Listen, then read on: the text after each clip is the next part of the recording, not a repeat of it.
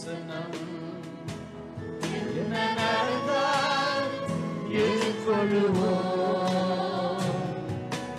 ஒவ்வொரு நாளிலும் நம் தேவன் நம்முடன் சென்று நடத்துவாரே. Today, Palm Sunday is being celebrated இந்த நாளில் all across the nations. குருத்தோலை ஞாயிறானது உலகமெங்கிலும் இருக்கிறதான சபைகளிலே கொண்டாடப்பட்டு வருகிறது. Especially this week is very, very important for the nation of Israel. விசேஷமாக இஸ்ரவேல் தேசத்துக்கு இந்த வாரம் மிக மிக ஒரு முக்கியமான ஒரு வாரம் என்று சொல்லலாம். Millions of tourists will be pouring in. கோடிக்கணக்கான ஜனங்கள் சுற்றுலா பயணிகள் இஸ்ரவேல் தேசத்துக்கு வருவார்கள். They want to walk on the same road in which Jesus supposedly carried the cross and walked around. இயேசு கிறிஸ்து சிலுவையை சுமந்து கொண்டு எந்த தெரு வழியாக நடந்து போயிருப்பாரோ அந்த தெரு வழியாகவே அவர்கள் நடந்து செல்ல விரும்புவார்கள். They want to go and see where he hung on the cross of Calvary. Kalvari சிலுவையில் எந்த இடத்தில் அவர் தொங்கினாரோ அந்த இடத்தை போய் பார்க்க விரும்புவார்கள். Where his dead body was anointed with oil. எந்த இடத்திலே அவருடைய மரித்த சடலமானது எண்ணெயினால பூசப்பட்டதோ அந்த இடத்தை போய் பார்ப்பார்கள். To be very honest with you, I have a lot of questions. உண்மை சொல்ல போனால் இதை குறித்து எனக்கு அநேக கேள்விகள் உண்டு. Because every church has captured one portion of Jerusalem. ஏனென்றால் எருசலேமினுடைய இந்த சம்பவங்கள் நடந்த ஒவ்வொரு பகுதியும் ஒவ்வொரு சபை ஆட்கொண்டு இருக்கிறது. We do not know whether this really happened there.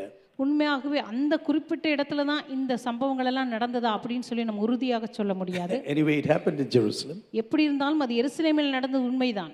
This church collects money where Jesus hung on the cross. இந்த இடத்துல பார்த்தா ஒரு சபை இயேசு கிறிஸ்து இங்கே தான் சிலுவையில் தொங்கினார் என்று அவர்கள் பணத்தை சேகரித்துக் கொண்டிருப்பார்கள். And the next place here, his body was anointed with oil, collecting money. இன்னொரு இடத்துல பார்த்தா இங்கே தான் இயேசுவின் சரீரத்துக்கு எண்ணெய் பூசப்பட்டதுன்னு சொல்லி அவங்க ஒரு இடத்துல பணத்தை சேகரித்துக் கொண்டிருப்பார்கள். The Garden of Gethsemane, I think it's the right place. There, of course, it was very, very moving for me personally. Gethsemane தோட்டத்துக்கு போய் பார்க்கும் பொழுது நான் நினைக்கிறேன் உண்மையாகவே அந்த இடம் உண்மையாகத்தான் இருந்திருக்க வேண்டும். My wife and I, we were there once in one of our travels. நானும் என்னுடைய மனைவியும் நாங்க அநேக முறை அந்த இடத்துக்கு போயிருக்கிறோம். அப்போ நாங்க ஒரு முறை அங்கே போயிருந்தோம். One Anglican church from the United States was there. அமெரிக்க தேசத்திலிருந்து வந்த ஒரு ஆங்கிலிக்கன் சபை அங்கே இருந்தார்கள். And they were celebrating the Lord's Supper. அவர்கள் கர்த்தருடைய பந்தியை அங்கே அனுசரித்து வந்தார்கள். And they were singing the song Amazing Grace. அந்த நாளிலே ஆச்சரியமான கிருபை என்கிறதான அந்த ஆங்கில பாடலை அவர்கள் பாடிக்கொண்டிருந்தார்கள். And I told my wife, I want to take part in this Lord's Supper. நான் என் மனைவியை பார்த்து சொன்னேன், இந்த கர்த்தருடைய பந்தியிலே நானும் பங்கு பெற விரும்புகிறேன். So we were there during the service. அதனால அந்த ஆராதனையின் வேளையில நாங்க ரெண்டு பேரும் அங்கே போயிருந்தோம். One Hindu couple that came from Gujarat was there and they started to weep profusely.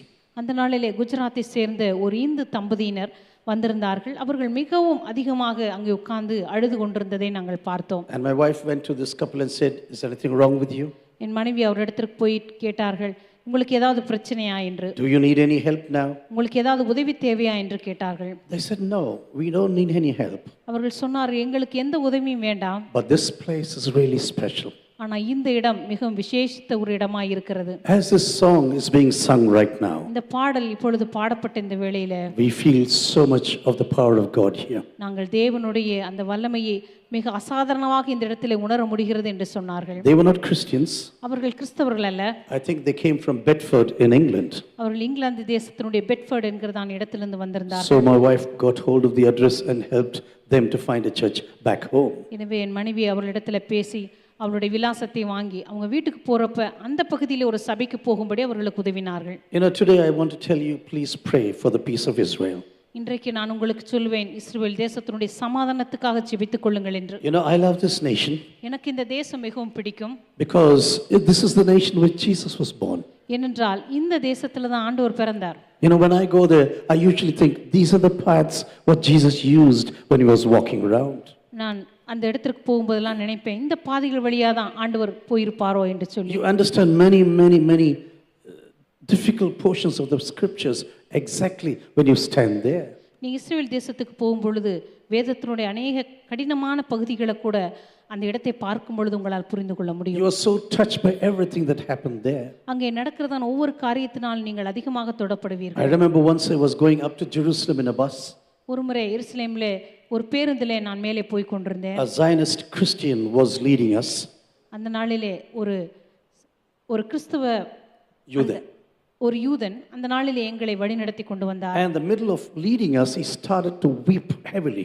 அவர் எங்களை வழிநடத்தி கொண்டிருக்கும் பொழுது திடீரென்று மிக அதிகமாக அழ ஆரம்பித்தார். He said, "Do you know how many youth have given their lives, lay down the lives for the city of Jerusalem?" அவர் எங்களை பார்த்து கேட்டார், இந்த எருசலேம் பட்டணத்தை காப்பாற்றும்படியாக எத்தனை வாலிபர்கள் தங்களுடைய உயிரை விட்டார்கள் உங்களுக்கு தெரியுமா என்று In order to protect this city of God, இந்த தேவனுடைய பட்டணத்தை காப்பாற்றும்படியாக this city of God that God chose for himself. தேவன் தமக்காக தெரிந்து கொண்ட இந்த பட்டணத்திற்காக I have chosen Zion, and here will I dwell forever. ஆண்டவர் சொன்னார், இது நான் தங்கும் இடம், இதை நான் தங்கும்படியாக என்றென்றைக்குமாக தெரிந்து கொண்டேன் என்று He சொன்னார். said hundreds and thousands of youths laid down their lives in order to protect this one city. நூற்றுக்கணக்கான ஆயிரக்கணக்கான வாலிபர்கள் இந்த பட்டணத்தை பாதுகாக்கும்படியாக தன்னுடைய உயிரை விட துணிந்தார்கள் என்று அவர் You சொன்னார். know, when he was speaking about the city of Jerusalem, நீங்கள் எருசலேம் பட்டணத்தை பற்றி பேசும்போது I began to think about the church of Jesus. நான் இயேசுவின் சபையை பற்றி சிந்திக்க ஆரம்பித்தேன். I began to think about the new Jerusalem that is going to come, வரப்போகிறதான புதிய எருசலேமை பற்றி நான் சிந்திக்க about the ஆரம்பித்தேன். bride of Christ that is going to go and meet the bridegroom. ஒரு நாள் மணவாளனாகி இயேசு கிறிஸ்துவை சந்திக்க போகிறதான இந்த மணவாட்டியாக திருச்சபையை பற்றி நான் சிந்திக்க A ஆரம்பித்தேன். small country with so much of history. ஒரு சின்ன தேசம்தான், ஆனா அதிலே எத்தனை விதமான வரலாறுகள் அடங்கி இருக்கிறது. You know, that really moved me on that trip. That really moved me. அந்த நாளானது என்னை மிக அதிகமாக அசைக்க ஆரம்பித்தது. Dear brothers and sisters, we have to pray for the peace of Jerusalem. கருமையான சகோதர சகோதரிகளே, எருசலேமினுடைய சமாதானத்திற்காக நாம் ஜெபிக்க வேண்டும். I've never heard that bombs have come into Israel since 1973. 1973 Israel தேசத்துக்குள்ளாக குண்டுகள் வீசப்பட்டதை நான் கேள்விப்பட்டதே இல்லை. But now this is really happening. ஆனா இப்பொழுது உண்மையாகவே அது நடந்து கொண்டிருக்கிறது. Bombs are falling down in Tel Aviv. அங்கங்கே பார்க்கும் பொழுது டெல் அவீவ் இடத்திலே கூட அங்கங்கே குண்டுகள் வீசப்பட்டு கொண்டிருக்கிறது. And even inside Jerusalem one building was hit. அதே போல எருசலேமுக்குள்ளா இருக்கிற ஒரு கட்டடம் கூட தாக்கப்பட்டிருக்கிறது. I don't know what's going to happen now. இனிமே எதிர்காலத்தில் என்ன நடக்க போகிறது என்று But I know when you தெரியாது. speak about the second coming of the Lord Jesus, ஆனால் கர்த்தராகிய இயேசு கிறிஸ்துவினுடைய இரண்டாம் வருகையை பற்றி நாம் பேசும்போது we have to keep watching the city of Jerusalem. நாம் எருசலேம் பட்டணத்தை கண்ணோக்கி பார்க்க வேண்டும் என்று வேதம் We சொல்லுகிறது. need to see the signs that God is showing us in the heavens according to the word of God. கர்த்தருடைய வார்த்தையின்படி வானங்களிலே தேவன் காட்டுகிறதான அதிசயங்களை நாம் பார்க்க வேண்டும் என்று சொல்லி வேதம் And சொல்லுகிறது. thirdly, you have to see everything that God is doing in his own bride, with his own bride, the church of Jesus. மூன்றாவதாக கர்த்தர் தம்முடைய மணவாட்டியாகிய சபையிலே இந்த கடைசி காலத்தில் என்ன காரியத்தை செய்து வருகிறார் என்று நாம் பார்க்க வேண்டும். I pray that God really protects this nation. உண்மையாகவே தேவன் அந்த பட்டணத்தை பாதுகாத்துக் கொள்ள வேண்டும், தேசத்தை காத்துக்கொள்ள வேண்டும் என்று சொல்லி நான் விரும்புகிறேன். Not that they are right in every decision. அவர்கள் எடுக்கிற எல்லா முடிவுகளிலும் அவர்கள் சரியானவர்கள் என்பதனால் அல்ல. But God said to Abraham like this, கர்த்தர் ஒரு நாள் ஆபிரகாமை பார்த்து இப்படி those சொன்னார், who bless you, I will surely bless. உன்னை ஆசீர்வதிக்கிறவர்களை நான் நிச்சயமாகவே You are ஆசீர்வதிப்பேன். going to be a blessing to the nations of this நீ இந்த world. உலகத்தின் தேசங்களுக்கு ஆசீர்வாதமாய் இருப்பாய் என்று Out சொன்னார். of this nation, out of the seed of Abraham will come Jesus one day. இந்த ஆபிரகாமினுடைய சந்ததியிலிருந்து தான் ஒரு நாள் இயேசு கிறிஸ்து பிறப்பார். Dear brothers and sisters, please do pray for the nation of Israel. இந்த கருமையான சகோதர சகோதரிகளே, இஸ்ரவேல் தேசத்தினுடைய சமாதானத்துக்காக ஜெபித்துக் கொள்ளுங்கள். You know, we speak about Palm Sunday today. இந்த நாளிலே குருத்தோலை ஞாயிறு என்று சொல்லி இந்த ஞாயிறை கொண்டாடுகிறோம். This was the beginning of the last week in the life of Jesus. இயேசு கிறிஸ்துவினுடைய கடைசி பூமியினுடைய கடைசி வாரமாய் இந்த வாரம் All பார்க்கப்படுகிறது. the chapters after this, Matthew 21 or Luke 19. லூக்கா எழுதின சுவிசேஷம் 19 அல்லது மத்தேயு எழுதின சுவிசேஷம் 21ஆம் அதிகாரத்துக்கு பிற்பாடு Everything speaks about the last one week in the life of Jesus. எல்லாமே இயேசு கிறிஸ்துவுடைய பூமிக்குரிய கடைசி ஒரு வாரத்தை பற்றி பேசுகிறது. Very soon he's going to go back to the Father. சீக்கிரத்தில் அவர் தம்முடைய பிதாவினிடத்திற்கு திரும்பி செல்ல போகிறார். But now everything that is said in the word of God should be fulfilled. இப்பொழுதோ கர்த்தருடைய வார்த்தையிலே சொல்லப்பட்ட எல்லாமே நிறைவேறுகிற வேலை வந்திருக்கிறது. You know, Jesus came into this world to seek those that are lost. இயேசு கிறிஸ்து இந்த உலகத்திற்கு வந்ததற்கு காரணமே இழந்து போனதை தேடும்படியாக. He came to seek the sinful people of this world இந்த உலகத்தினுடைய பாவிகளை ரட்சிக்கும்படியாக அவர் வந்தார். who are so segregated from the presence of God. தேவனுடைய பிரசன்னத்திலிருந்து முற்றிலுமாக தள்ளி வைக்கப்பட்டிருக்கிறதான ஜனங்கள். But when you look into the stories of Luke chapter 15, ஆனா லூக்கா எழுதின சுவிசேஷம் 15ஆம் அதிகாரத்தில் சொல்லப்பட்டிருக்கிற ஓமைகளை நம்ம he பார்க்கும்போது speaks about one sheep that has been found. அங்கே கண்டுபிடிக்கப்பட்ட ஒரு ஆட்டை பற்றி பேசுகிறார். When one sinner repents, then there is glorious joy in heaven in those days. ஒரு பாவி மனம் திரும்பும் பொழுது அதை குறித்து பரலோகத்தில் உண்டாகிற மிகப்பெரிய சந்தோஷத்தை பற்றி அவர் சொல்லுகிறார். One coin that can be lost by a lady. அந்த நாளிலே ஒரு பெண்மணி தொலைத்ததான ஒரு நாணயத்தை பற்றி When பேசுகிறார். she finds this coin in her life, அந்த ஸ்திரீ அந்த நாணயத்தை கண்டுபிடித்த உடனே God uses this as a parable for everyone who repents and is found by God in his life. தேவனுடைய சமூகத்திலே மனம் திரும்பி தேவனால் கண்டுபிடிக்கப்படுகிற அந்த நபர்களை பற்றி கர்த்தர் There's பேசுகிறார். great rejoicing in the presence of God.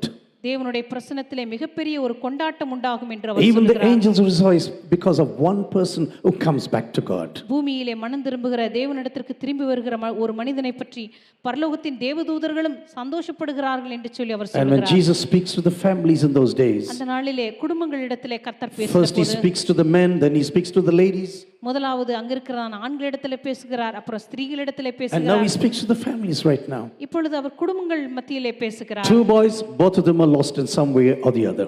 ஒரு குடும்பத்தில் 2 குமாரர்கள் இருந்தார்கள். 2 பேருமே ஏதோ ஒரு விதத்தில் தொலைந்து போனவர்கள் But the தான். boy who was deemed to have died, ஆனால் ஒரு குமாரன் அவன் மரித்து போனான் என்று நினைத்திருந்ததான ஒரு சூழ்நிலையில் when he came back home to his father, அவன் மறுபடியுமாக தன்னுடைய தகப்பனிடத்திற்கு திரும்பி வந்தபோது there was a great festivity and joy in that family. அந்த குடும்பத்திலே மிகப்பெரிய ஒரு சந்தோஷமும் கொண்டாட்டமும் உண்டானது. Dear brothers and sisters, Jesus Christ came to the world to save sinners.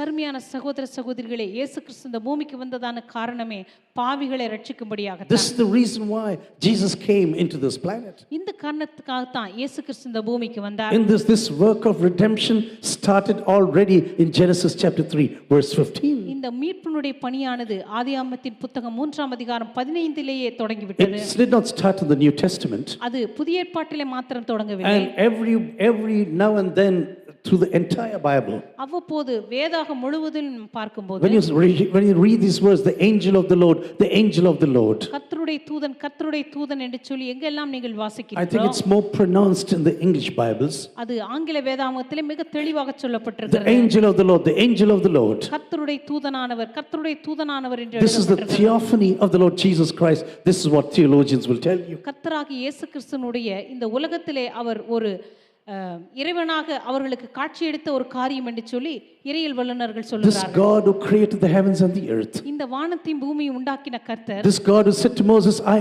am that I am.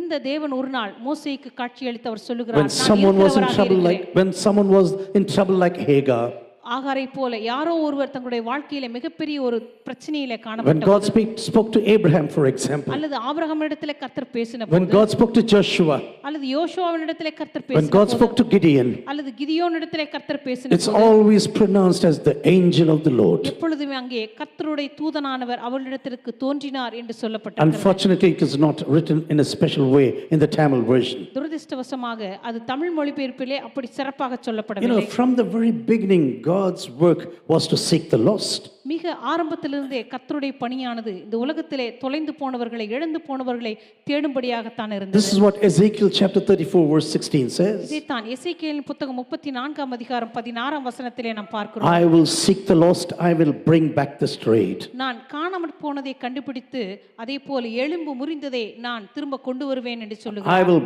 bind up the crippled and I will strengthen the weak. நான் காணாமற் போனதை தேடி துரத்துண்டதை திரும்ப கொண்டு வந்து எலும்பு முறிந்ததை காயங்கட்டி நசல் கொண்டதை திடப்படுத்துவேன். I will watch over, I will feed them in justice. நியாயத்துக்கு தக்கதாய் அவைகளை நான் மேய்த்து. Oh, the English is totally different. So, and the fat and the strong, I will watch over, I will feed them in justice. புஷ்டியும் பலமுள்ளவைகளை அழிப்பேன் என்று சொல்லப்பட்டிருக்கிறது. So, in the last week on this planet Earth, எனவே இயேசு கிறிஸ்து இந்த பூமியிலே வாழ்ந்ததான அவருடைய வாழ்க்கையின் கடைசி வாரத்திலே the feast of Passover is just around the corner. அப்பொழுது பஸ்கா பண்டிகையானது கொண்டாடப்படுவதற்கு மிக அருகாமையிலே வந்தது. Thousands of animals are going to be slaughtered. ஆயிரக்கணக்கான மிருகங்கள் அங்கே கொல்லப்பட காத்திருந்தன. And blood is going to flow down the temple. அந்த தேவாலயத்திலே பலியிடப்பட்ட ஆடு மாடுகளுடைய இரத்தமானது ஓடிக்கொண்டிருந்தது. But before he can go to the cross of Calvary, ஆனால் கல்வாரி சிலுவைக்கு ஆண்டவராகிய இயேசு கிறிஸ்து செல்வதற்கு முன்பதாக he goes to the city of Jericho. அவர் எரிகோ பட்டணத்துக்கு கடந்து செல்கிறார். This city was called the city of palm trees. இந்த பட்டணமானது பேரீச்ச மரங்களின் பட்டணம் என்று And அழைக்கப்படுகிறது. this is the reason why palm leaves were taken to rejoice when Jesus came. இந்த காரணத்தினால்தான் இந்த பனை ஓலைகள் அல்லது பனை மரங்களின் பட்டணம் என்று அழைக்கப்படுகிற இடங்களில் எல்லாரும் அந்த குருத்தோலைகளை பிடித்துக் கொண்டிருந்தார்கள். You know, when you go into the city, நீங்கள் அந்த பட்டணத்திற்கு போகும்போது this man, Jesus was entering into the city. இயேசு கிறிஸ்து அந்த பட்டணத்துக்குள்ள பிரவேசித்த போது There is a person who's seeking to really come to the presence of Jesus. அங்கே ஒரு நபர் எப்படியாவது ஆண்டவருடைய பிரசன்னத்துக்கு வர வேண்டும் என்று சொல்லி அதிகமாய் காத்துக் கொண்டிருந்தார். He's got a great desire to somehow come to the Lord Jesus. எப்படியாவது கர்த்தராகிய இயேசுவண்டை வர வேண்டும் என்கிறதான ஒரு பேராவல் அந்த மனுஷனுக்கு இருந்தது. But the problem is he's a tax collector. ஆனா அவருடைய பிரச்சனை என்னவென்றால் அவர் ஒரு வரி வசூலிக்கிற மனிதன். A tax collector who's really plucking money from the pockets of his country people. இந்த வரி வசூலிக்கிற மனிதனாக இருந்தது மாத்திரமல்ல, தன்னுடைய சொந்த ஜனங்களிடமிருந்தே அதிகமான வரிகளை அவர் வசூலித்துக் கொண்டிருந்தார். He was not only a Jew but also an extortionist. இந்த மனுஷன் ஒரு யூதனாய் இருந்தது மாத்திரமல்ல, மற்ற தேசத்தாரோடு கூட சேர்ந்து வேலை செய்து தன் சொந்த ஜனங்களை காட்டிக் கொடுக்கிறவனாகவும் இருந்தார். And he is the principal tax collector. தன்னுடைய வாழ்க்கையிலே மிக கொள்கை நிறைந்த, மிக அதிகமாக வரி வசூலிக்க வேண்டும் என்கிறதான ஆசை நிறைந்தவனாய் காணப்பட்டார். Obviously when you're working for the Roman Empire, நீங்க வெளிப்படையாகவே பார்க்கும் பொழுது ஒரு ரோம சாம்ராஜ்யத்துக்காக நீங்க வேலை செய்கிறீர்கள் என்று சொன்னால் your people will never like you. உங்களுடைய ஜனங்கள் ஒருபோதும் உங்களை நேசிக்க The மாட்டார்கள். Roman Empire has occupied Palestine. ரோம சாம்ராஜ்யமானது அந்த நாளிலே பாலஸ்தீனாவை பிடித்து But வைத்திருந்தது. this man says, who cares? I need money. ஆனா இந்த மனுஷன் சொன்னார், எனக்கு என்ன கவலை, எனக்கு தேவையானதெல்லாம் பணம் மட்டும். I want to lace my pockets with money. எப்படியாவது என்னுடைய பாக்கெட்டுகள் எல்லாம் பணத்தினாலே நிரப்பப்பட வேண்டும். Yes, my people may suffer in the course of my duties right now. எனக்கு தெரியும், நான் என்னுடைய கடமை என்று சொல்லி பணத்தை வசூலிக்கிறதுனால என் சொந்த ஜனங்கள் கஷ்டப்படுகிறார்கள், உண்மைதான். Later on when you read the story in chapter 19, Luke chapter 19, லூக்கா எழுதின சுவிசேஷம் 19ஆம் அதிகாரத்துல பிற்பாடு இந்த கதையை நீங்கள் he was வாசிக்கும்போது also a person who collected in a very unjust manner. இந்த மனுஷன் அநியாயமாய் வரி வசூலித்தான் என்றும் இவனை பற்றி சொல்லப்பட்டிருக்கிறது. So he was not a very famous person. எனவே இந்த மனுஷன் ஜனங்கள் மத்தியிலே மிகவும் பிரபலமான ஒரு நபர் But அல்ல. he had one desire to somehow beat Jesus.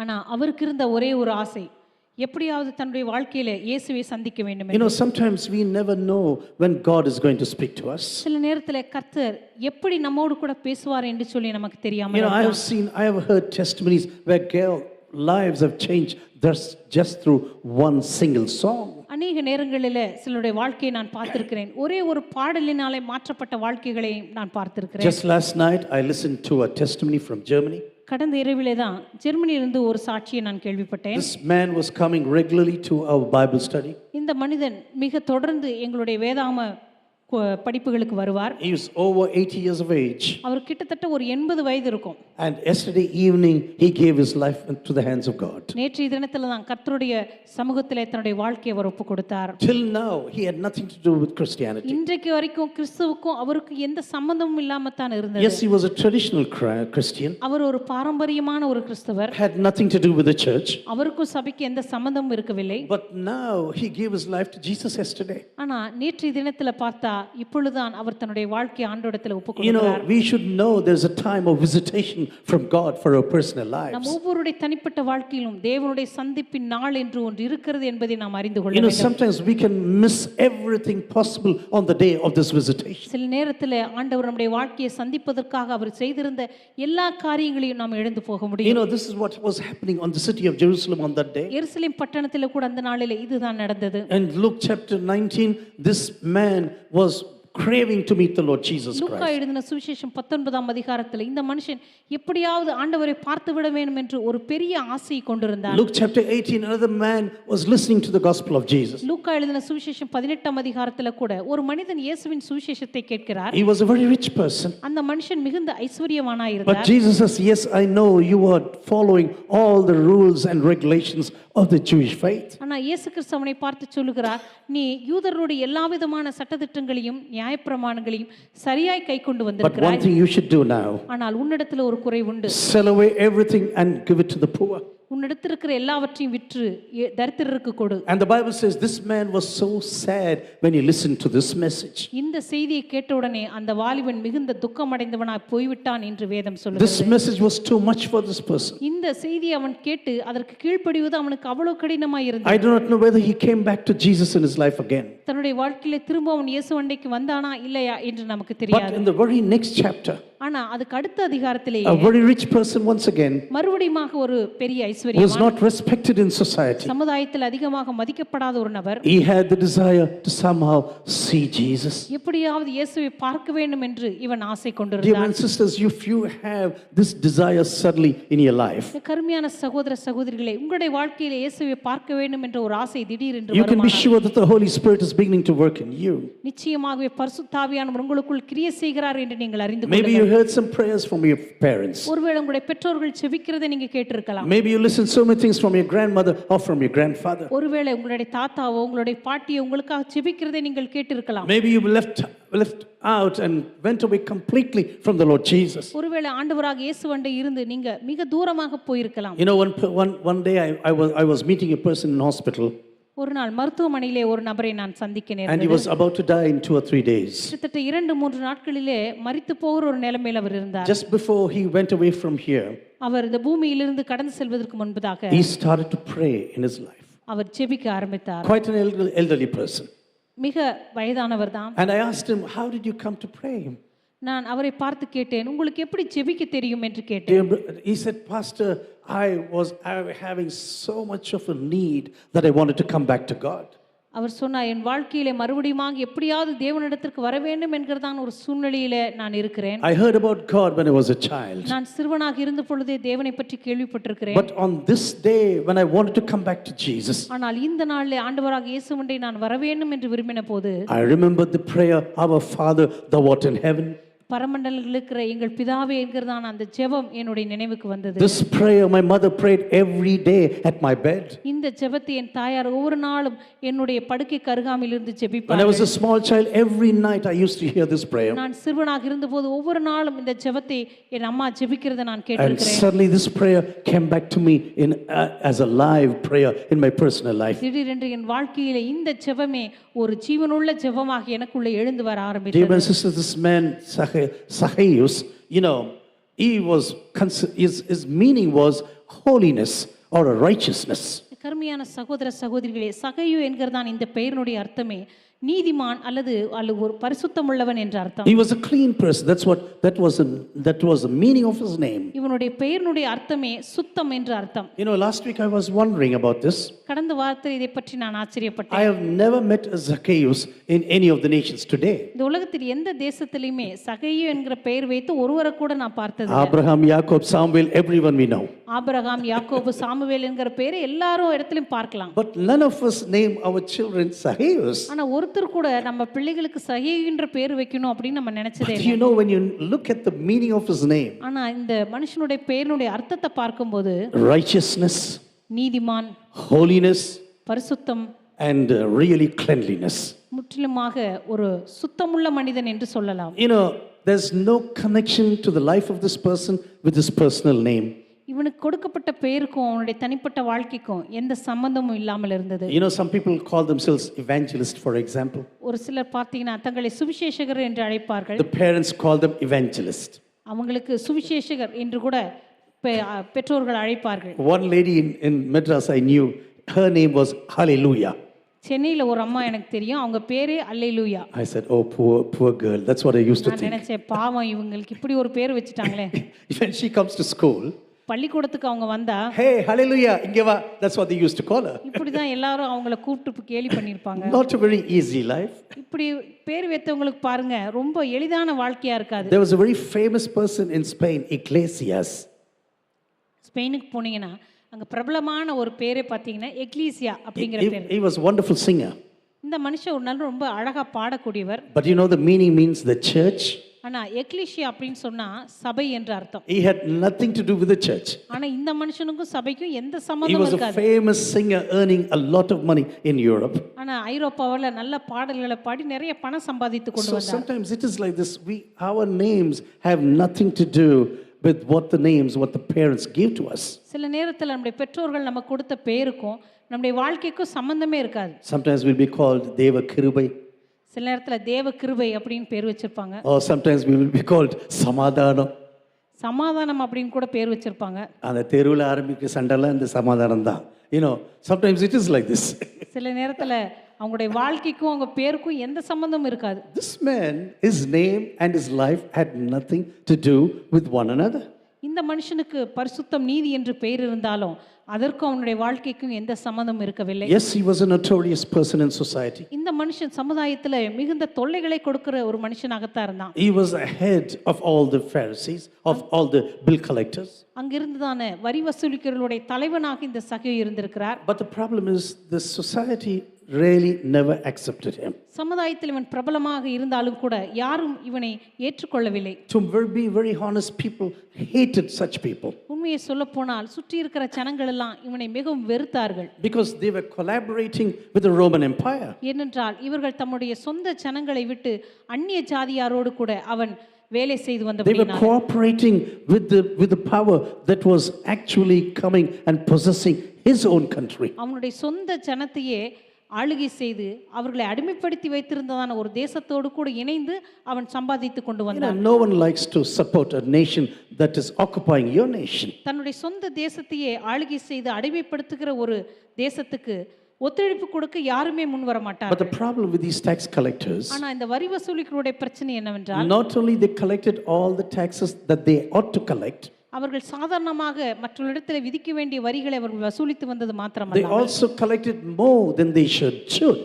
அவர்கள் வரி வசூலிக்க வேண்டிய தொகைக்கு மேலான தொகையுமே அவர்கள் மற்றவரிடத்திலே தண்டி வந்தார்கள். The extra money they put into their own pockets. அதிகமாக வந்த பணத்தை தங்களுடைய சொந்த செலவுகளுக்காக வைத்துக் And the கொள்வார்கள். Roman Empire normally never cared about this. இப்படிப்பட்ட செய்கைகள் எல்லாம் ரோம சாம்ராஜ்யம் கண்டுகொள்ளவே இல்லை. They said, okay, if we have our portion, it's all right. ரோம ராஜ்யம் சொன்னது எங்களுக்கு ஒன்றும் பிரச்சனை இல்லை, எங்களுக்கு தேவையான வரியை கட்டிவிட்டால் போதும். You can have a desire to meet Jesus. உங்களுக்கு இயேசுவை பார்க்க வேண்டும் என்கிற ஒரு ஆசை இருக்கலாம். But the thing is, you should know we are called to do certain things in order to come nearer to Jesus. ஆனால் ஆண்டவராக இயேசுவண்டை வருவதற்கு நாம் சில காரியங்களை செய்ய வேண்டும் என்பதை நீங்கள் அறிந்திருக்க வேண்டும். Huge crowds always surrounded Jesus. இயேசுவை சுற்றிலும் மிகப்பெரிய கூட்டம் எப்பொழுதுமே இருந்து வந்தது. And first of all, what he had to do was to climb a sycamore tree. முதலாவது இந்த சகையை செய்ய வேண்டிய ஒரு காரியம் ஒரு காட்டத்தி மரத்தின் மீது அவன் ஏற வேண்டியதாக இருந்தது. These trees that were usually about 40 feet high, இந்த காட்டத்தி மரங்கள் கிட்டத்தட்ட 40 அடி உயரம் வரைக்கும் வளரும். quite shady trees in those days. அந்த நாட்களில் நன்றாக நிழல் கொடுக்கக்கூடிய ஒரு மரங்களாக இருந்தது. This is the work of even prophet Amos, for example. Amos கூட தீர்க்கதரிசியா இருந்த ஆமோஸ் கூட இந்த காட்டத்தி பழங்களை பொறுக்கிற ஒரு மனிதனாக He was a இருந்தார். farmer in this plantation. இந்த காட்டத்தி பழங்களை பொறுக்குகிற ஒரு விவசாயியாகத்தான் இந்த ஆமோஸ் இருந்தார். Actually, it was a sort of a fig plant fruit, I tell you. இது அத்தி மரத்தினுடைய வகையைச் சேர்ந்த ஒரு மரம்.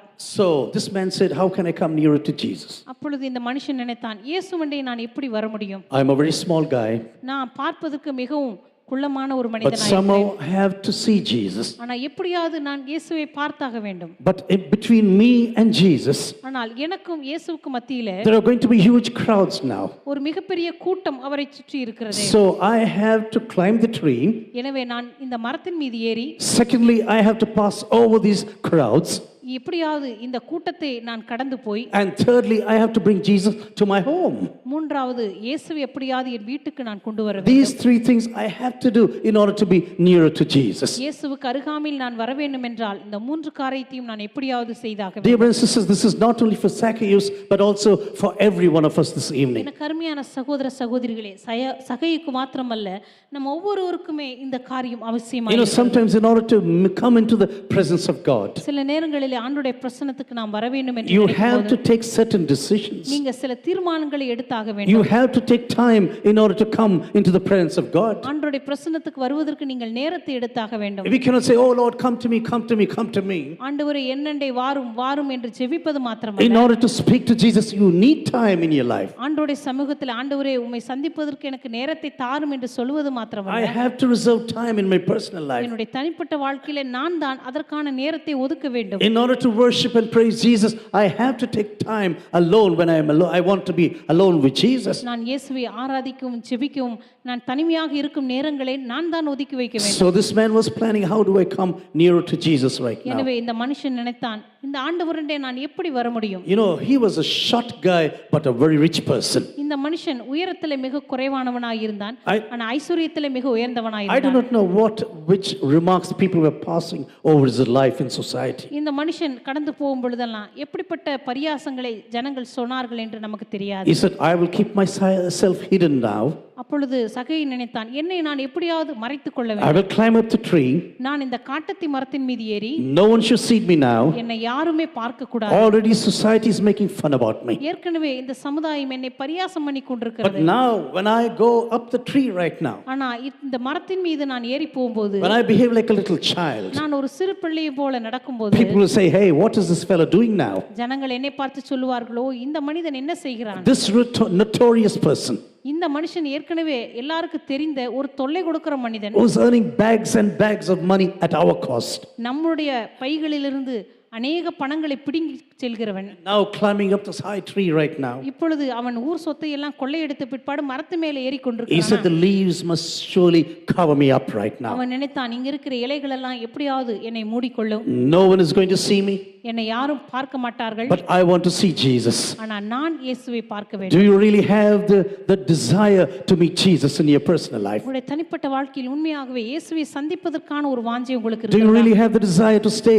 in his presence? உண்மையாக அவருடைய பிரசன்னத்திலே தங்கி இருப்பதற்கான ஒரு வாஞ்சை உங்களுக்கு இருக்கிறது. And sometimes you need to climb trees in order to look unto Jesus. சில நேரங்களிலே இயேசுவை நீங்கள் பார்க்கும்படியாக ஒரு மரத்தின் மீதாவது நீங்கள் ஏறியாக வேண்டும். You know, he is running well before Jesus right now. இயேசுவுக்கு முன்பாக மிக வேகமாக ஓடினார். Obviously, he knows the way in which Jesus is going to come. எந்த பாதை வழியாக இயேசு வரப்போகிறார் என்று அவருக்கு தெரிந்திருக்க Just imagine one short fellow running to the tree right now. யோசித்து பாருங்களேன், ஒரு குள்ளமான ஒரு மனுஷன் வேகமா ஓடி போய் ஒரு மரத்து மேலே In the ஏறினார். society, most of the people know him. அந்த சமுதாயத்தில் எல்லாருக்கும் அவரை நல்லா தெரியும். Hey, where is this fellow running right now? ஓ, இந்த சகை எங்கே ஓடுகிறார் என்று எல்லாரும் And as he was சொல்லியிருப்பார்கள். climbing up the tree, அந்த நாளிலே மரத்தின் மீது அவர் ஏறின போது I do not know how many people really saw him. எத்தனை பேர் உண்மையாகவே இந்த மனுஷனை பார்த்தார்கள் என்று But எனக்கு he said, தெரியாது. Lord, no one should see me, ஆனா அவர் நினைத்தார், ஆண்டவரே என்னை யாருமே பார்த்து but விடக்கூடாது, I want to see you. ஆனா ஆண்டவரே உம்மை நான் பார்க்க வேண்டும். If God has given you such a desire, தேவன் அப்படிப்பட்ட ஒரு விருப்பத்தை உங்களுக்கு கொடுத்திருப்பார். sometimes we have to take time to come to the presence of God. சில நேரத்தில் ஆண்டவருடைய பிரசன்னத்துக்கு வருவதற்கு நாம் தான் நேரத்தை எடுத்துக்கொண்டாக வேண்டும். Dear sisters, if you really want to spend time with God, இந்த கருமையான சகோதர சகோதரிகளே, தேவனோடு நீங்கள் நேரத்தை செலவு நம்ம it's all about discipline, I tell you. அது எப்பொழுதுமே ஒழுக்கத்தை அது காண்பிக்கிற ஒரு If you காரியம். want to meditate on the word of God, நீங்க கர்த்தருடைய வார்த்தையை தியானிக்க விரும்பினால் you have to take time for that. நீங்க அதற்காக ஒரு நேரத்தை எடுத்துக்கொண்டாக வேண்டும். I know some of the world's best Bible teachers I've seen and translated sometimes. இந்த உலகத்தில் இருக்கிற மிக சிறப்பான வேதத்தை கற்றுக் கொடுக்கிற ஆசிரியர்கள் சில நேரங்களில் அவர்களுக்கு நான் மொழிபெயர்க்கவும் செய்திருக்கிறேன். You know, what I saw in their personal lives, அவருடைய தனிப்பட்ட வாழ்க்கையில நான் பார்த்த காரியம் என்னவென்றால், they were at least giving 3 or 4 hours every day to study the word of God. ஒவ்வொரு நாளும் கர்த்தருடைய வார்த்தையை படித்து அதை தியானிப்பதற்கு 3 அல்லது 4 மணி நேரங்களையாவது அவர்கள் They எடுத்துக்கொள்கிறார்கள். never took one verse and say, oh, I'm going to preach now. அவர்கள் ஒரு வசனத்தை எடுத்துக்கொண்டு சரி இன்னைக்கு நான் பிரசங்கம் பண்ண போறேன் No, அப்படின்னு சொல்றதில்ல. most of them 3 or 4 hours at least. அவர்கள் அநேகர் ஒரு நாளைக்கு 3 அல்லது 4 மணி நேரங்களாவது தியானிப்பதற்கு உட்காருவார்கள். Now this man is waiting on the tree. இப்பொழுது இந்த மனுஷன் மரத்தின் மீது அமர்ந்து காத்து கொண்டிருக்கிறார். He thought Jesus is going to pass by. இயேசு கிறிஸ்து இந்த வழியாகத்தான் கடந்து வருவார். But you know, exactly at that place under the tree, ஆனால் அந்த மரத்திற்கு கீழே சரியாக அதே இடத்துல Jesus is looking upwards. இயேசு கிறிஸ்து மரத்தை அண்ணாந்து பார்க்கிறார். Do you know, sometimes we think we are hiding from God, சில நேரங்களில் நாம் நினைப்போம் ஆண்டவரிடமிருந்து நான் என்னை ஒளித்துக் கொண்டேன் என்று. but God says you can never hide from my presence. ஆனால் ஆண்டவர் சொல்லுகிறார், என்னுடைய சமூகத்தை விட்டு நீ எங்குமே ஓடி போய் ஒளித்துக் Because கொள்ள I am the முடியாது. God who called you. ஏனென்றால் நானே உன்னை அழைத்த தேவனாய் I இருக்கிறேன். am the God who called you by your name. நானே உன்னை பெயர் சொல்லி அழைத்து அணிந்திருக்கிற தேவனாய் இருக்கிறேன். And I am never going to take my eyes off you. நான் உன்னிடமிருந்து என்னுடைய கண்களை விலக்குவதே இல்லை என்று When சொல்லுகிறார். Jesus was looking up the tree, அன்றைக்கு இயேசு கிறிஸ்து மரத்தை அண்ணாந்து பார்த்தபோது he says, Zacchaeus, please come down now. அவர் சொல்லுகிறார், சகேயுவே சீக்கிரமாய் கீழே இறங்கி வா. Today I want to come to your home and stay with you. இன்றைக்கு உன் வீட்டுக்கு நான் வந்து உன்னோடு கூட தங்க வேண்டும். Not only is looking at this person, அவர் அந்த நாளிலே சகேயுவை பார்த்தது மாத்திரமல்லாமல் but he is calling him with his name. அவனுடைய பெயரை சொல்லியும் ஆண்டவர் அழைக்கிறார். You know, sometimes we think, oh, we are 6 or 7 billion people today on this நம்ம planet. நினைக்கிறோம் இந்த உலகத்துல எத்தனையோ 600-700 கோடி ஜனங்களாக நாம் இருக்கிறோம். God knows my name personally. ஆண்டவருக்கு என்னுடைய பெயர் தனிப்பட்ட விதத்துல தெரியுமா? This God who can name every star in the universe. இந்த பிரபஞ்சத்தில் இருக்கிறதான ஒவ்வொரு நட்சத்திரங்களையும் பெயர் சொல்லி அழைக்கிற This தேவன். God knows your name and my name this evening, I tell you. இந்த மாலை வேளையில இந்த தேவனுக்கு உங்களுடைய பெயரும் Our என்னுடைய God பெயரும் is a wonderful நிச்சயமாய் தெரியும். God. நம்முடைய தேவன் அற்புதமான தேவனாய் Our இருக்கிறார். God not only created us, நம்முடைய தேவன் நம்மை சிருஷ்டித்தது மாத்திரமல்ல, He called us according to His own plans and purposes. அவர் தம்முடைய சொந்த சித்தத்தின்படியும் தம்முடைய நோக்கங்களின்படி நம்மை Maybe அழைத்திருக்கிறார். when he was climbing up the tree, most of the people just laughed at this man. ஒருவேளை அந்த நாளிலே சகை மரத்தின் மீது ஏறின போது எல்லாரும் அவனை பார்த்து சிரித்திருப்பார்கள். Just like a small child, he's climbing up the tree. ஒரு சிறு பிள்ளையை போல மரத்தின் மீது ஏறிக்கொண்டிருக்கிறாரே என்று சொல்லுவார்கள். You know, without humility, you will never come to the presence of God. உங்களுக்கு தாழ்மை இல்லாமல் ஒருபோதும் ஆண்டவருடைய பிரசன்னத்தை நீங்கள் அடையவே முடியாது. Yes, this person was a rich person. இந்த மனுஷன் ஒரு பெரிய ஐஸ்வர்யவான் தான். He was I was a commanding figure in this society. இந்த மனுஷன் சமுதாயத்திலே மற்றவர்களுக்கு ஆணையிடக்கூடிய அதிகாரமுள்ள ஒரு நபராய் With the இருந்தார். full bags of money, he was a commanding person. தன்னுடைய வாழ்க்கையிலே நிறைய பணங்களை வைத்துக்கொண்டு மற்றவர்களை அதிகாரம் பண்ணுகிற ஒரு மனுஷனாய் But now இருந்திருக்கிறார். he says, Lord, in order to meet you, ஆனா இப்பொழுது அவர் சொல்லுகிறார், ஆண்டவரே உம்மை நான் சந்திக்கும்படியாக Lord, I will change myself into a small boy. என்னையே ஒரு சிறு பிள்ளையை போல நான் மாற்றிக்கொள்கிறேன். All I want to experience in my life is to meet you personally. என் வாழ்க்கையிலே நான் அனுபவிக்க வேண்டிய காரியமெல்லாம் உம்மை எப்படியாவது நான் சந்திக்க வேண்டும். God called so many people in the Bible with the names. வேதத்தில் ஆண்டவர் அநேகரை பெயர் சொல்லி அழைத்திருக்கிறார். Whether it was Abraham or Jacob or Moses or Samuel. அது ஆபிரகாமோ யாக்கோபோ சாமுவேலோ அல்லது வேற எந்த மனிதர்களோ, Martha or even Simon or even Saul. மார்த்தாள், சவுல், சீமோன், இப்படிப்பட்ட நபர்களையும் அழைத்திருக்கிறார். At the right time, God began to call out the names. சரியான நேரத்திலே கர்த்தர் அவர்களை பெயர் சொல்லி அழைத்தார். You know, Saul was traveling to Tarshish on that day. Saul அந்த நாளிலே தர்சீஸ்க்கு நேராக பிரயாணம் பண்ணி There கொண்டிருக்கிறார். are about 40 prayer houses there in this town. அந்த நாளிலே கிட்டத்தட்ட 40 ஜெபாலயங்கள் இருந்தன. 40 synagogues in this city. அந்த ஒரே பட்டணத்திலே கிட்டத்தட்ட 40 ஜெபாலயங்கள் This man said, I am the missionary and the opposite side of Jesus. இந்த மனுஷன் நினைக்கிறான், இயேசுவுக்கு விரோதமாக நான் ஊழியம் செய்ய போகிற ஒரு missionary. And I am going to get hold all of these people right now. எப்படியாவது அங்க இருக்கிற எல்லா கிறிஸ்தவர்களையும் நான் சிறைப்பிடிப்பேன். Even the women and the children I will never spare. பெண்களா இருந்தாலும் குழந்தைகளா இருந்தாலும் கூட அவர்களை விட்டு I வைக்க will மாட்டேன். drag them to Jerusalem before the high priest. அவர்களை பிரதான ஆசாரியருக்கு முன்பாக அவர்களை சிறைப்பிடித்துக் கொண்டு இழுத்து வருவேன். And suddenly in the afternoon on that day, திடீரென்று அந்த நாளிலே மத்தியான வேளையிலே God began to call out his name. கர்த்தர் சவுலினுடைய பெயர் சொல்லி அழைக்க Hey, ஆரம்பித்தார். it's too hard for you to kick against the thorns. அவர் சொன்னார், சவுலே, முள்ளுக்கு விரோதமாய் உதைக்கிறது உனக்கு கடினமாய் You are இருக்கும். trying to do this in your personal life. நீ உன் தனிப்பட்ட வாழ்க்கையிலே முள்ளுக்கு விரோதமாய் உதைக்க நீ நினைக்கிறாய். But this is going to hurt you more in your personal life. ஆனால் நீ முட்களிலே உதைக்கிறதுனால அது உன்னை நீயே காயப்படுத்துகிற ஒரு Jesus is using a picture which was used to prick animals so that they run faster. அந்த நாளிலே இயேசு கிறிஸ்து மிருகங்களை வழி நடத்துவதற்கு பயன்படுத்துகிறதான ஒரு முள்ளான ஒரு சாட்டையை வைத்து அவனிடத்திலே பேச When they were ஆரம்பித்தார். slowing down, they used to prick the animals. எப்பொழுதெல்லாம் அந்த மிருகங்கள் சரியாக ஓடாமல் தாமதிக்கிறதோ They used to prick and then the animal used to run. அந்த நேரத்துல எல்லாம் இந்த முள் துறடை வைத்து அந்த மிருகங்களை குத்துவார்கள். And அப்பொழுது the மிருகம் animal ஓட used to kick backwards like that. ஆனா அப்படிப்பட்ட சூழ்நிலையில அந்த மிருகம் திரும்பி உதைக்க ஆரம்பிக்கும். And Jesus says, hey, it's too hard for you to kick against the pricks. அப்பொழுது அவர் சொல்லுகிறார், நீ முள்ளிலே உதைக்கிறது உனக்கு கடினமாய் இருக்கும் என்று சொல்லுகிறார். I am Jesus whom you are persecuting. நீ துன்பப்படுத்துகிற இயேசு நானே. You are not persecuting my church. நீ என் சபையை துன்பப்படுத்தவில்லை. You are not persecuting any single person. நீ இங்க இருக்கிற ஏதோ ஒரு தனிப்பட்ட நபரை துன்பப்படுத்தி கொண்டிருக்கவில்லை. No, sorry, I want to repeat this. You are persecuting my church.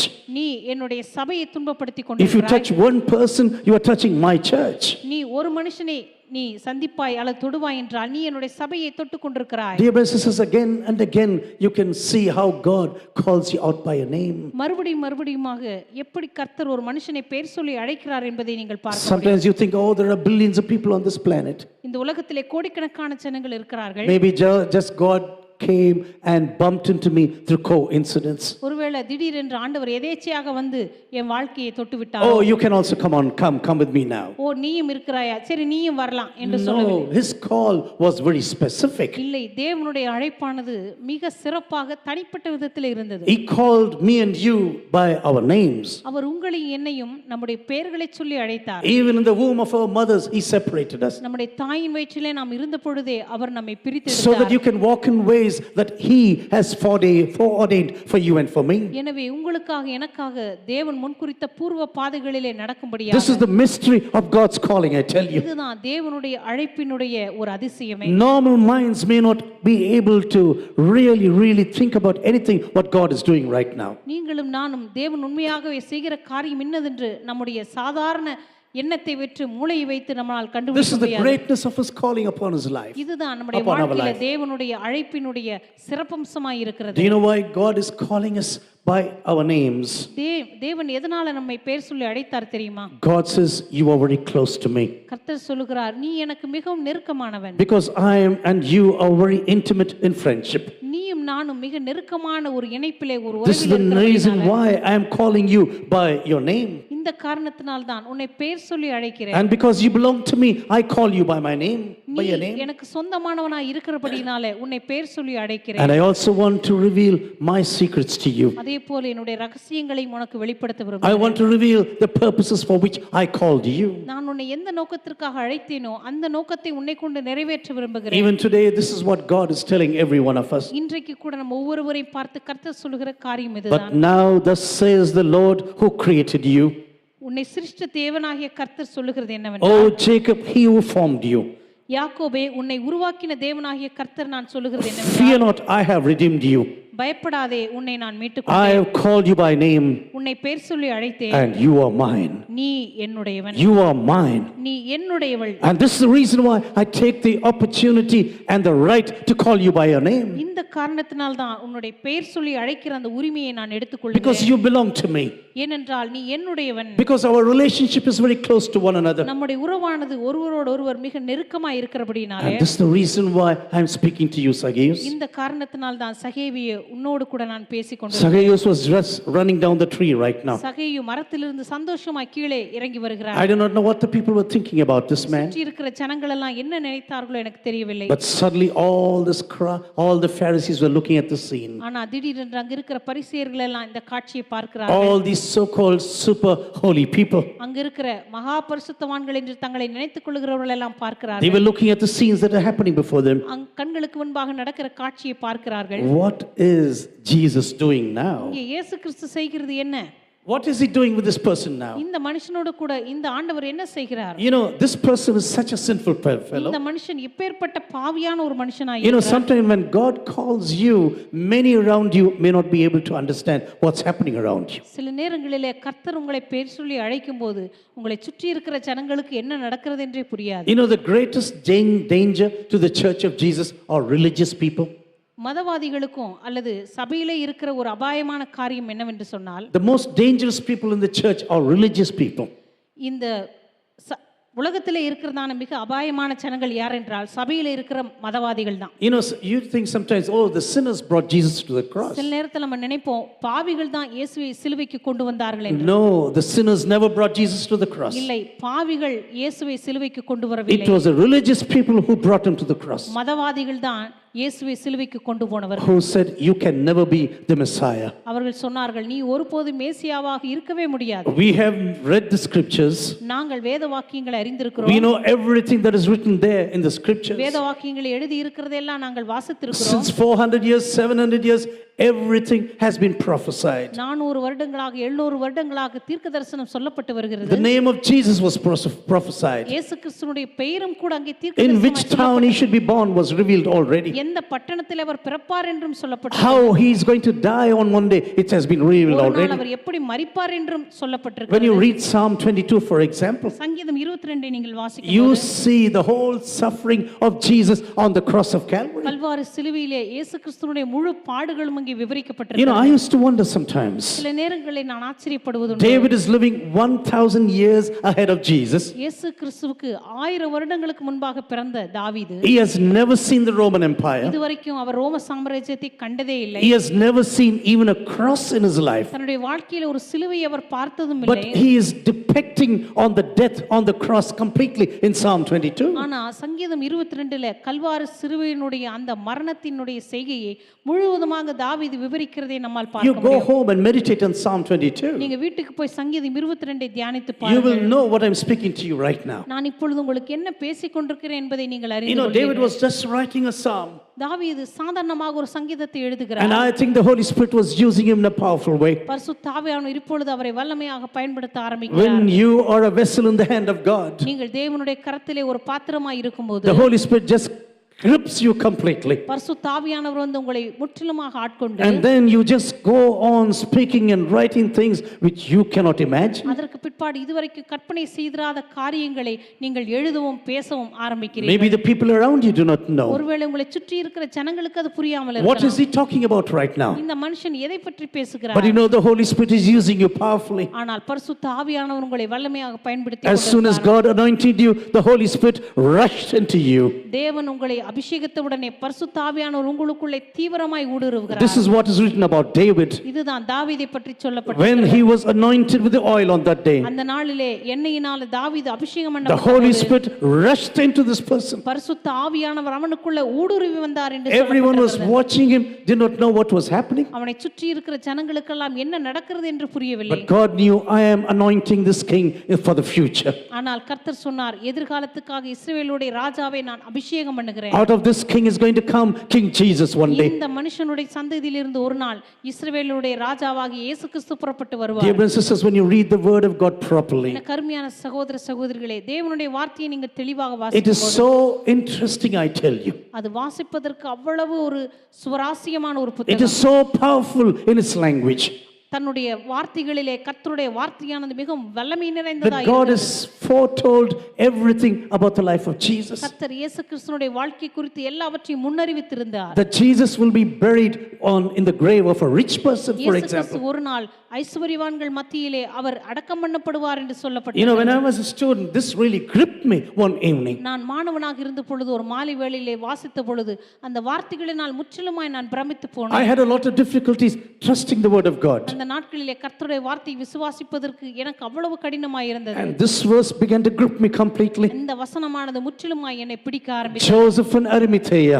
Arimathea ஊரானாகிய இந்த He was a யோசேப்பு very rich person. அவன் ஒரு ஐஸ்வர்யவானாய் இருந்தான். And Jesus is going to be buried in his grave. இயேசு கிறிஸ்து அவனுடைய கல்லறையிலே அடக்கம் பண்ணப்பட போகிறார். Everything is written 700 years ago. எல்லாமே 700 வருடங்களுக்கு முன்பதாகவே திட்டம் That Jesus is going to come into Jerusalem one day. இந்த இயேசு கிறிஸ்து ஒரு நாள் எருசலேமிற்குள் வருவார். It has been foretold even in the book of Daniel. அது தானியேலின் புத்தகத்திலேயே சொல்லப்பட்டிருக்கு. I don't want to go into details now. It will take at least one hour more. இது எல்லாம் நான் தெளிவாக உங்களுக்கு விவரமாய் சொன்னால் இன்னும் 1 மணி நேரம் பேசினாலும் போதாது. I want to tell, especially the youth, I want to tell you, இருக்கிற வாலிபர்களை பார்த்து விசேஷமாய் நான் சொல்ல our விரும்புகிறேன். word, the word of God is not a fairy tale. நம்முடைய கர்த்தருடைய வார்த்தையானது ஒருபோதும் அது கட்டுக்கதையே It அல்ல. is not a fairy tale. அது ஒருபோதும் ஒரு கட்டுக்கதை Maybe புத்தகம் some அல்ல. people don't read the complete book. They tell you so many fairy ஒரு tales. சிலர் கர்த்தருடைய வார்த்தையை முழுவதுமாக வாசிக்காமல் அவர்கள் ஏதோ குப்பைகளை பேசிக் You கொண்டிருக்கிறார்கள். know, whenever people come and ask me, I have questions about the Bible. எப்பொழுதெல்லாம் ஜனங்கள் என்னை பார்த்து தேவனுடைய வார்த்தையில எனக்கு கேள்வி இருக்கிறது என்று சொல்லும்போது I usually ask them this question. சாதாரணமாக இந்த கேள்வி அவர்களை பார்த்து நான் கேட்பேன். Have you read the Bible completely? நீங்க ஆண்டவருடைய வார்த்தையை முழுவதுமா வாசித்திருக்கீங்களா? That's what they'll be telling now. அவங்க கேட்டா இப்படித்தான் பதில் சொல்லுவாங்க. I said, go and read the book. முதல்ல ஆண்டவருடைய வார்த்தையை முழுமையா வாசிங்க.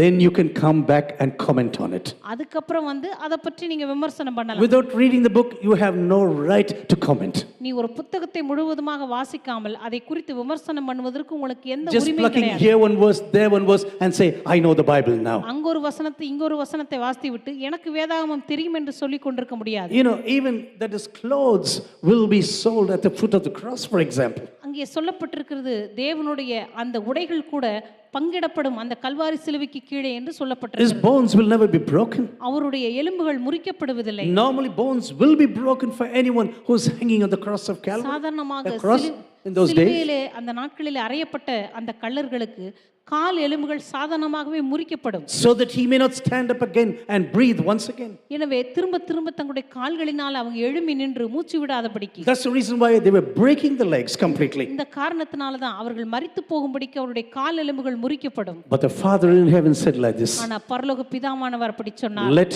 no bones of my son ever be touched on the என்னுடைய cross. குமாரனுடைய எலும்புகள் இந்த சிலுவையிலே அது தொடப்படவே கூடாது. Wonderful God, I tell you, wonderful Father, அற்புதமான தேவன், wonderful Father. அற்புதமான தேவன். He said, I want to preserve the body of my son. அவர் சொன்னார், என்னுடைய குமாரனுடைய சரீரத்தை நான் Yes, பாதுகாத்துக் he கொள்வேன். may go through death in his life. ஆம், ஒருவேளை தன்னுடைய வாழ்க்கையில் அவர் மரணத்தை கடந்து செல்ல He will வேண்டியது go இருக்கும். through suffering in order to save the lives of people, இந்த உலகத்தின் ஜனங்களை ரட்சிக்கும்படியாக அவர் பாடுகளை அனுபவிக்க வேண்டியதாக இருக்கும். in order to bring people together at one ment. ஜனங்கள் எல்லாரையும் அவர்கள் தேவன் ஒன்றிணைக்கும்படியாகவும் அவர்கள் எல்லாரையும் கூட்டிச் சேர்க்கும்படியாகவும். You know, atonement. So normally they say atonement in English. சாதாரணமாக குற்ற நிவாரண பலிக்காக You know, this is what theologians say. இங்கே சொல்லப்பட்டிருக்கிறது. இறையியல் வல்லுநர்கள் பொதுவாக சொல்வார்கள், Atonement means you want to bring people at one ment to work together with Jesus. இந்த குற்ற நிவாரண பலி என்று சொல்லப்படுகிறதான அட்டோன்மென்ட் என்கிறதான வார்த்தைக்கு ஜனங்கள் எல்லாரையும் ஒருமுகமாக கூட்டிச் சேர்ப்பது என்று சொல்லி இறையியல் வல்லுநர்கள் This சொல்லுகிறார்கள். is the reason why Jesus went to the cross of Calvary. இந்த காரணத்துக்காகத்தான் ஆண்டவராக இயேசு கிறிஸ்து கல்வாரி சிலுவைக்கு He சென்றார். overcame death so that we do not fear death anymore. அவர் தன்னுடைய வாழ்க்கையிலே மரணத்தை ஜெயித்தார். எனவே மரண பயம் நமக்குள் இல்லாதபடி. I do not know whether you have seen Christians die, நீங்க கிறிஸ்தவர்கள் மரிப்பதை பார்த்திருக்கிறீர்களா என்று எனக்கு but I தெரியாது. tell you, most of them go cheerfully. ஆனா நான் பொதுவாக பார்த்திருக்கிறேன், பெரும்பாலானவர்கள் சந்தோஷத்தோடு கூட அவர்கள் கடந்து You செல்வார்கள். know, I used to translate a pastor here, even in India. He came to India, one German pastor, ஒரு ஜெர்மன் போதகர் இந்திய தேசத்துக்கு கூட வந்திருந்தார். அவரை நான் மொழிபெயர்த்திருக்கிறேன். and 3 days before his death, I went to meet him. அவருடைய மரணத்திற்கு 3 நாட்களுக்கு முன்பதாக அவரை போய் நான் He பார்த்தேன். said, Gideon, before I go home, I want to see you. அவர் சொன்னார், கிடியன், நான் வீட்டுக்கு போவதற்கு முன்பதாக உன்னை நான் பார்க்க விரும்புகிறேன். Only skin and skeleton. அவரை பார்த்தீங்கன்னா எலும்பும் தோலுமாக ஒரு எலும்பு கூடு போல தான் இருந்தார். He knew that I'm coming up the stairs, அவருக்கு தெரியும் நான் அப்படியே படிக்கட்டுகள் ஏறி வர்றது அவருக்கு தெரிஞ்சுக்கிட்டாரு. and he came close to the door. அவர் கதவு பக்கத்துல வந்து எனக்காக காத்திருந்தார். To be very honest, I saw him. I was totally shocked. நான் அவரை பார்த்த உடனே எனக்கு அவ்வளோ பெரிய ஒரு அதிர்ச்சி. Only skeleton, skin, அப்படியே எலும்பு கூடு மேல ஒரு தோல் போத்துனது போல தான் இருந்தார். and blue eyes moving. நீல நிற கண்கள் அங்கேயும் இங்கேயும் அது அசைந்து கொண்டிருக்கிறது. And this is what he said. அவர் சொன்னார், Very soon I'll be with the Father, with the Father. சீக்கிரமாக என் பிதாவினிடத்திற்கு நான் போக போகிறேன். Gideon, I'm going home. அவர் சொன்னார், கிடியன், நான் வீட்டுக்கு போக போறேன். God was with me all through my life. தேவன் என் வாழ்நாள் முழுவதும் என்னோடு கூட இருந்தார். No sorrow about anything in this world. இந்த உலகத்துல அவருக்கு இல்லாத ஏதோ ஒரு காரியத்தை பற்றி அவருக்கு எந்த ஒரு வருத்தமும் கிடையாது. He said, I am going to have it much, much better in the house of the Father. நான் என்னுடைய பிதாவினுடைய வீட்டிலே மிக மிக சிறப்பான ஒரு இடத்திற்கு போக போகிறேன். Dear brothers and sisters, if you want to come closer to Jesus, இந்த கருமையான சகோதர சகோதரிகளே, இயேசு கிறிஸ்துவண்டை நீங்கள் வர விரும்பினால் there was a crowd separating him from Jesus. இயேசு கிறிஸ்துவையும் உங்களையும் பிரிக்கிறதற்கு ஒரு கூட்டம் இருக்கும். You know, sometimes it is like this even in our personal lives. நம்முடைய தனிப்பட்ட வாழ்க்கையில கூட இப்படித்தானே இருக்கிறது. People around us நம்மை சுற்றி இருக்கிற ஜனங்கள் obstructing our way to go to Jesus. இயேசுவண்டை நெருங்கி செல்ல முடியாதபடிக்கு அவர்கள் நமக்கு தடைகளாய் இருக்கிறார்கள். Now all the people are murmuring about this man. இப்பொழுது எல்லா மனுஷனும் சகைவை பற்றி முறுமுறுக்கிறார்கள். Hey, this fellow is a sinful fellow. இந்த மனுஷன் ஒரு பாவியான மனுஷன் அல்லவா? And Jesus, this holy Jesus, the Son of God, is going to stay with him. இந்த பரிசுத்தமுள்ள தேவகுமாரன் இந்த பாவினிடத்திற்கு போய் தங்க போகிறாரா? He is going to have fellowship with this fellow. இந்த பாவியான மனுஷனோடு கூட அவர் ஒரு உறவை வைத்துக் கொள்ள போகிறாரா? Hey, he is a scum in society. இந்த சமுதாயத்தில் இந்த மனுஷன் மிகவும் ஒரு தூஷிக்கப்படக்கூடியவன். You know, this man was very direct and very open about the sins that he has committed in his past life. ஆனா தன்னுடைய கடந்த வாழ்க்கையிலே அந்த மனுஷன் செய்த ஒவ்வொரு பாவங்களை குறித்து அவன் நேரடியாக பேச தொடங்குகிறான். Jesus never asked, come here, Zacchaeus now. இயேசு கிறிஸ்து சொல்லவில்லை, சகேவா இங்கே வா. What did you do wrong now? உன் வாழ்க்கையில் என்னென்ன தவறு செய்தாய்? How many people you really treated and cheated in your life? எத்தனை பேரை நீ மோசமாக நடத்தினாய்? எத்தனை பேரிடத்திலிருந்து அநியாயமாக வரி So வசூலித்தாய்? please give four times now. இப்பொழுது அவர்களிடத்தெல்லாம் நீ 4 மடங்காக திருப்பி Sell away your property, give it to the poor. உன்னுடைய எல்லா செல்வங்களையும் நீ வந்து விற்றுவிட்டு அவைகளை தரித்திரருக்கு கொடு. I know everything what you did wrong. நீ செய்த எல்லா பாவங்களும் எனக்கு தெரியும். Oh, I know exactly what a person you are. நீ எப்படிப்பட்ட மனுஷன் என்று எனக்கு நன்றாய் தெரியும். You think you are a very powerful person. நீ ரொம்ப ஒரு அதிகாரமுள்ள மனுஷன் என்று நினைக்கிறாயா? Oh, I know all the dreadful deeds that you have committed in your life. வாழ்க்கையில செய்த எல்லா மோசமான காரியங்களை நான் நன்றாய் அறிந்திருக்கிறேன். Sometimes it is like this when people come to the Lord Jesus. சில நேரங்களில கர்த்தராகிய இயேசுமண்டை மக்கள் வரும்பொழுது The so-called holy people, Pharisaic people in society. சமுதாயத்தில் இருக்கிற தங்களை தாங்களே பரிசுத்தவான்கள் என்று நினைக்கிற இந்த பரிசேயர் கூட்டம், When people come into the church of Jesus, ஜனங்கள் இயேசுவின் சபைக்கு வரும்போது we don't see them as our brother and sister. நம்முடைய சொந்த சகோதரர்களாக சகோதரிகளாக நாம் அவர்களை பார்ப்பதில்லை. இவன் ஏன்டா வந்தான்? People be murmuring now. அப்படிப்பட்ட ஜனங்கள் சபைக்கு வரும்பொழுது சுற்றி இருக்கிற ஜனங்கள் இவன் ஏன் வந்தான் அப்படிங்கிறது போல பார்க்கிறார்கள். வந்திருக்கான் பாரு, கவனமா இரு. எங்க murmuring with one another. ஒருத்தர் இப்படி அவங்கள பற்றி புகார் சொல்லிக் You கொள்வார்கள். know, my father, before he came to the Lord, he was a communist Marxist. என்னுடைய தகப்பனார் கிறிஸ்துவண்டை வர்றதுக்கு முன்பதாக அவர் ஒரு கம்யூனிஸ்ட் மார்க்சிஸ்டா இருந்தார். And he said the day he went to the Lord, he came to church after conversion. என் அப்பா ரட்சிக்கப்பட்டு சபைக்கு போன போது He brought the Bible along with him. தன்னுடைய நெஞ்சில ஒரு பைபிள் எடுத்துக்கிட்டு அப்படியே வச்சுட்டு போனாரு. Everyone was murmuring. எல்லாரும் ஒருத்தர் பார்த்து அப்படியே மெதுவா பேசிக்கிறாங்க. ராமானுஜம் வந்திருக்கான். They were murmuring. ஒருத்தர் பார்த்தா இப்படி பேசிக்கிறாங்க. He said, Gideon, you do not know how I suffered on the very first week. இப்போ எங்கள் அப்பா சொன்னார், கிடியன், நான் சர்ச்சுக்கு போனப்போ அந்த முதல் வாரத்தில் எவ்வளோ கஷ்டப்பட்டேன் தெரியுமா? I've told this again and again. Even in Germany this happened. நான் இது அடிக்கடி சொல்லியிருக்கேன். ஜெர்மனியில் கூட ஒரு முறை இது நடந்தது. I led one punk to the Lord Jesus. ஒரு பங்கா இருந்த ஒரு மனுஷனை நான் ஆண்டவரண்டை நடத்தினேன்.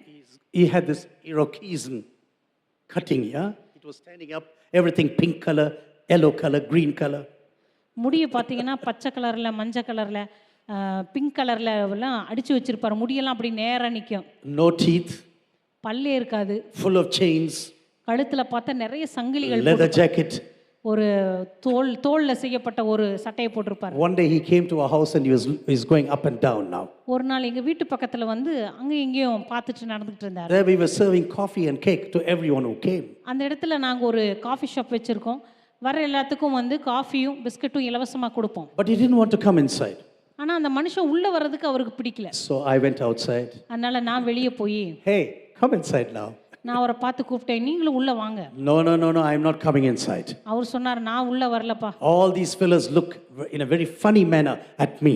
நான் உள்ளே வந்து அங்கே இருக்கிற எல்லாரும் என்ன ஒரு மாதிரி பார்ப்பாங்க. I said, hey, in Germany everyone looks in a very funny manner at me, so please come. நான் சொன்னேன், ஜெர்மனியில் என்ன கூட தான் எல்லாரும் ஒரு மாதிரி பார்க்குறாங்க, பரவாயில்ல வாங்க உள்ள அப்படின்னு சொல்லி கூப்பிட்டேன். ரெண்டு funny people உள்ளார போலாவா? That's what I said. நம்ம ரெண்டு பேருமே மற்றவங்களுக்கு வேடிக்கையானவர்கள் தான், அதனால ஒன்றும் பிரச்சனை இல்லை வான்னு சொல்லி He became one of my best friends in those days. அதுக்கப்புறம் கொஞ்ச நாள் கழிச்சு எனக்கு ரொம்ப சிறந்த நண்பனாக மாறினார். I led him to the Lord Jesus. கர்த்தராகிய இயேசுவண்டை அந்த மனுஷனை நடத்தினேன். After a few months I said, hey, you must go to church. ஒரு சில மாதங்களுக்கு பிற்பாடு நான் சொன்னேன், நீ ஒரு சபைக்கு போகணும். You don't come and stick to me every day. நீ எப்போ பார்த்தாலும் வந்து என் கூடயே ஒட்டிக்கிட்டு இங்கேயே No, பேசிட்டு go to இருக்காங்க. church. Go to a good church. நீ ஒரு நல்ல சபைக்கு போகணும். So I selected a church and said there, 9 o'clock in the morning, you can go. அதுக்கப்புறம் ஒரு சபையை நான் தெரிந்து காலை 9 மணிக்கு அங்கே போ அப்படின்னு சொல்லி அனுப்பிவிட்டேன். And Monday he came back. திங்கட்கிழமை திரும்பி வந்தார். I said, how was the church? நான் கேட்டேன், எப்படி இருந்தது நேற்று சபைக்கு போனீங்க, எப்படி இருந்தது? Dreadful. அவர் சொன்னார், படுமோசம். I said, what was happening there?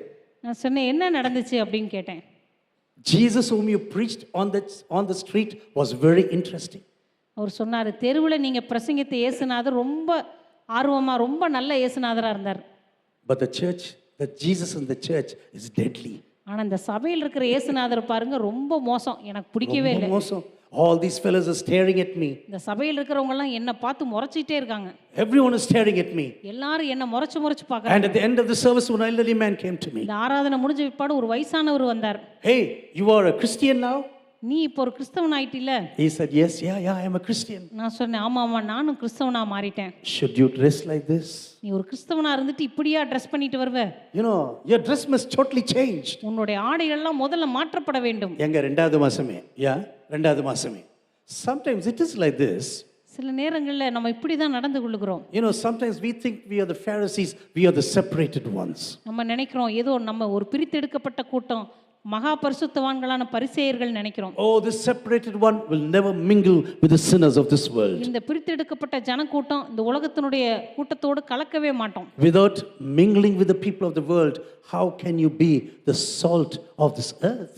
இந்த உலகத்தின் ஜனங்களோடு நீங்கள் கலந்து கொள்ளாமல் இந்த பூமிக்கு எப்படி நீங்கள் உப்பாய் இருப்பீர்கள்? How can you bring taste into this society? இந்த சமுதாயத்துக்கு எப்படி நீங்கள் ருசியை கொண்டு வருவீர்கள்? How can you really conserve this society from destruction? இந்த உலகத்தை அழிவின் பாதையிலிருந்து எப்படி இந்த சமுதாயத்தை If you காப்பாற்றுவீர்கள்? do not go into the darkness, how will you be the light showing the way to the people in the darkness? இந்த உலகத்தின் இருளுக்குள் நீங்கள் கடந்து செல்லாமல் அவர்களுக்கு எப்படி வெளிச்சத்தை How காண்பிப்பீர்கள்? can you really bring this living Jesus to this dead world? இந்த மரித்து போன உலகத்திற்கு ஜீவனுள்ள இயேசுவை எப்படி கொண்டு போவீர்கள்? Dear brothers and sisters, you and I are called to go into the world. கருமையான சகோதர சகோதரிகளே, நீங்களும் நான் இந்த உலகத்திற்குள் செல்லும்படியாகத்தான் அழைக்கப்பட்டிருக்கிறோம். Oh, நான் ரொம்ப பரிசுத்தம். You know, some people talk like this. ஒரு சிலர் இப்படி நடுங்கின குரல்ல பேசிக்கொண்டு You know, you can be a holy person, நீங்க ரொம்ப பரிசுத்தவானா இருக்கலாம், but without mingling with this world, ஆனா இந்த உலகத்தோடு நீங்கள் கலவாமல் how will you ever show the way to these people? இந்த உலகத்தின் ஜனங்களுக்கு எப்படி நீங்கள் வழியை காண்பிப்பீர்கள்? So I personally believe this person should have had a very tough time. நான் நினைக்கிறேன் இப்படிப்பட்ட மனிதர்களுடைய வாழ்க்கையில மிக கடினமான காலங்கள் You இருந்திருக்கும். know, Jesus was telling a parable in Matthew chapter 21, இயேசு கிறிஸ்து மத்தேயு எழுதின சுவிசேஷம் 21ஆம் அதிகாரத்தில் ஒரு ஓமையை சொல்லுகிறார். and he said a very important truth in that parable. அந்த ஊமையில மிக முக்கியமான ஒரு சத்தியத்தை இயேசு கிறிஸ்து சொல்லுகிறார். I tell you the truth, நான் உங்களுக்கு சத்தியத்தை சொல்லுகிறேன், the tax collectors and the prostitutes are entering the kingdom of God ahead of you. இந்த உலகத்தின் ஆயக்காரர்களும் விபச்சாரிகளும் உங்களுக்கு முன்பாக பரலோக ராஜ்யத்தில் பிரவேசிப்பார்கள். Just imagine Jesus standing here this evening. யோசித்து பாருங்க, இயேசு கிறிஸ்து இந்த சாயங்காலம் நம்ம மத்தியில் நிற்கிறார். Hey, you are condemning everyone. நீங்க எல்லாரும் பார்த்து பாவி பாவி என்று சொல்லி கொண்டிருக்கிறீர்கள்.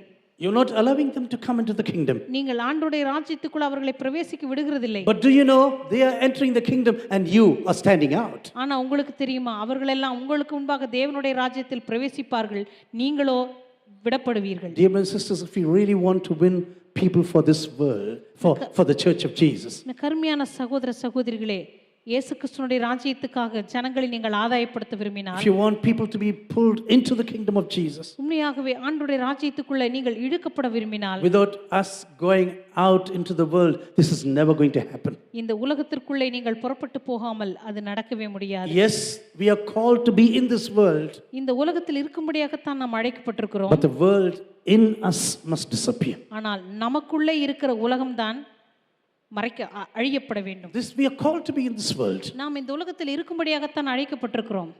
You know, the people around you, உங்களை சுற்றிலும் இருக்கிறதான ஜனங்கள் many times they'll be hindering you from following the word of God. அநேக நேரங்களிலே கர்த்தருடைய வார்த்தையை பின்பற்றுவதற்கு அவர்கள் உங்களுக்கு தடைகளாய் இருப்பார்கள். Maybe you want to get baptized. ஒருவேளை நீங்க ஞானஸ்நானம் எடுக்க விரும்புவீர்கள். God spoke to you directly. கர்த்தர் உங்களிடத்தில் நேரடியாக பேசி இருப்பார். And someone in the family is telling like this. குடும்பத்தில் இருக்கிற யாரோ ஒருவர் இப்படி சொல்லுவார்கள், Don't you ever do this. நீ ஞானஸ்நானம் மாத்திரம் எடுத்துறாத. If you take baptism, our relationship will be destroyed. நீ ஞானஸ்நானம் எடுத்த உனக்கு எனக்கு இருக்கிற உறவு முறிந்து போயிடும். This is what a father wrote to his own child. இப்படித்தான் ஒரு தகப்பனார் தன்னுடைய சொந்த மகளுக்கு எழுதினார். The daughter wrote back a letter to this father. அதற்கு பிற்பாடு அந்த மகள் தன் தகப்பனாருக்கு திரும்ப எழுதினாங்க, Papa, all the life you said I need to obey Jesus. அப்பா நீங்க எப்பொழுதுமே எனக்கு சொல்லி கொடுத்து வளர்த்து வந்தீங்க, நீ தேவனுக்கு கீழ்ப்படியணும் தேவனுக்கு கீழ்ப்படியணும்னு. But now when I obey Jesus, ஆனா இப்பொழுது நான் தேவனுக்கு கீழ்ப்படியும் போது why are you against it? ஏன் நீங்கள் அதற்கு எதிர்த்து நிற்கிறீர்கள்? Sometimes maybe God calls you to full-time ministry. சில நேரங்களில் கர்த்தர் நம்மை முழு நேர ஊழியத்துக்கு அழைக்கும் You போது take some drastic decisions no one will understand. சில வேளைகளில் சில தீவிரமான முடிவுகளை எடுப்போம், நம்ம சுற்றி இருக்கிற யாருக்குமே அது புரியாது. Mostly it is from your own family or friends, for example. அநேக நேரங்களில் உங்களை தடுக்கிறதே உங்களுடைய சொந்த குடும்பத்தார் அல்லது உங்களுக்கு நெருக்கமான வட்டாரத்தில் இருக்கிறவங்க தான். You know, some months ago, 2 lawyers visited the evening service from Chennai. சில மாதங்களுக்கு முன்பதாக 2 வழக்கறிஞர்கள் சென்னையிலிருந்து மாலை நேர ஆராதனைக்கு வந்திருந்தார்கள். Both of them were my classmates from St. Joseph's. 2 பேருமே சென்ட் ஜோசப்ல நான் படிக்கும்போது என்னோடு கூட படித்தவர்கள். During the sermon, I was wondering, ஆராதனை நேரத்தில் எனக்கு ரொம்ப ஆச்சரியமா இருந்தது. where did these fellows come from now? இவங்க ரெண்டு பேரும் எங்க இருந்து இங்க வந்தாங்க அப்படின்னு யோசிச்சுட்டு இருந்தேன். You know, in college, I was a very funny guy. நான் கல்லூரியில் படிக்கும்போது பார்த்தீங்கன்னா ரொம்ப அதிகமா நகைச்சுவை சொல்லுகிற ஒரு நபர். ஒரே கலட்டா தான் நான் இருக்கிற இடத்துல. You know, I used to create a lot of fun in college. அவங்க எல்லாத்துக்கும் ரொம்ப ஜோக் சொல்லிட்டு ரொம்ப ஜாலியா இருப்பேன். And they were listening to my sermon during the service. அன்னைக்கு ஆராதனை நேரத்தில் என் பிரசங்கத்தை அப்படியே தலையாட்டி கேட்டுட்டு இருந்தாங்க. And after the service, they came to the stage. ஆராதனை முடிந்த விட்பாடு மேடைக்கு வந்தாங்க. They said, Gideon, we watched you on television. அவங்க சொன்னாங்க, கிடியன் உங்களை நாங்க டிவியில பார்த்தோம். We cannot imagine that you are a pastor. நீயும் ஒரு பாஸ்டர் ஆயிட்டேன்னு எங்களால கற்பனை கூட செய்ய முடியல. This is the reason why we came all the way from Chennai. அதனால தான் சென்னையில இருந்து நேரா உன்னை பார்க்கணும்னே இங்க வந்தோம். We wanted to make sure it is really true. இது உண்மையாவே நடந்துருச்சா, உண்மையாவே நீ ஒரு பாஸ்டர் ஆயிட்டியான்னு பார்க்க தான் நாங்க வந்தோம். Those fellows never trusted that I became a pastor. நான் ஒரு பாஸ்டர் ஆயிட்டேன் அப்படின்ற அவங்களால நம்ப கூட முடியல. You know, sometimes it is like this in our life. சில நேரத்துல நம்முடைய வாழ்க்கையில இப்படி நடக்கலாம். You take a decision, no one in the family understands you. நீங்க சில முடிவுகளை எடுப்பீங்க, உங்க குடும்பத்துல இருக்கிற யாருக்குமே அது புரியாது. Papa, I want to go to full-time ministry. அப்பா நான் முழு நேர ஊழியத்துக்கு போறேன். என்ன சொன்னேன்? ஒழுங்க. That's what some fathers will say. அப்பா நீங்க சொன்ன உடனே அப்படிதான் உங்களை மிரட்டுவார். Papa, God is calling me. அப்பா தேவன் என்னை அழைக்கிறார். உட்கார் ஒழுங்க. அப்புறம் பேசலாம். You know, when I came to full-time ministry, நான் முழு நேர ஊழியத்துக்கு வந்தப்ப I sent a telegram to my father. எங்க அப்பாவுக்கு நான் தந்தி அடிச்சேன். Tomorrow I am resigning. நாளைக்கு என்னுடைய வேலையை நான் ராஜினாமா செய்ய போறேன். On the very same night, another telegram came. அதே இரவுல எங்க அப்பாட்ட இருந்து திரும்ப தந்தி வந்துச்சு. Don't be foolish. முட்டாள்தனமா நடக்காத. Don't be foolish. முட்டாள்தனமா முடிவு செய்யாத. You will never get this work again. இந்த வேலை உனக்கு திரும்ப கிடைக்கவே கிடைக்காது. But next morning I resigned. ஆனா அடுத்த நாள் காலையில நான் ராஜினாமா செய்தேன். I don't want to go into names now. நான் பெயர்களை சொல்ல விரும்பவில்லை. Some people in my family called me crazy. ஒரு சிலர் என் குடும்பத்தாரே என்னை பார்த்து என்னை ஒரு பைத்தியம் என்று சொன்னார்கள். We thought you will come back from Germany after studying theology. நீ ஜெர்மனிக்கு போய் இறையியல் படிச்சு திரும்பி வருவேன்னு நாங்க நினைச்சோம். But you are a real crack. ஆனா நீ ஒரு பைத்தியம் பிடிச்சு போய் வந்திருக்க. All what you say we cannot understand. நீ சொல்றதெல்லாம் எங்களுக்கு புரியவே இல்லை. You want to go and save girls from Usilamatti? நீ உசிலம்பட்டியில் இருக்கிற இந்த பிள்ளைகளை எல்லாம் போய் காப்பாற்ற போறியா?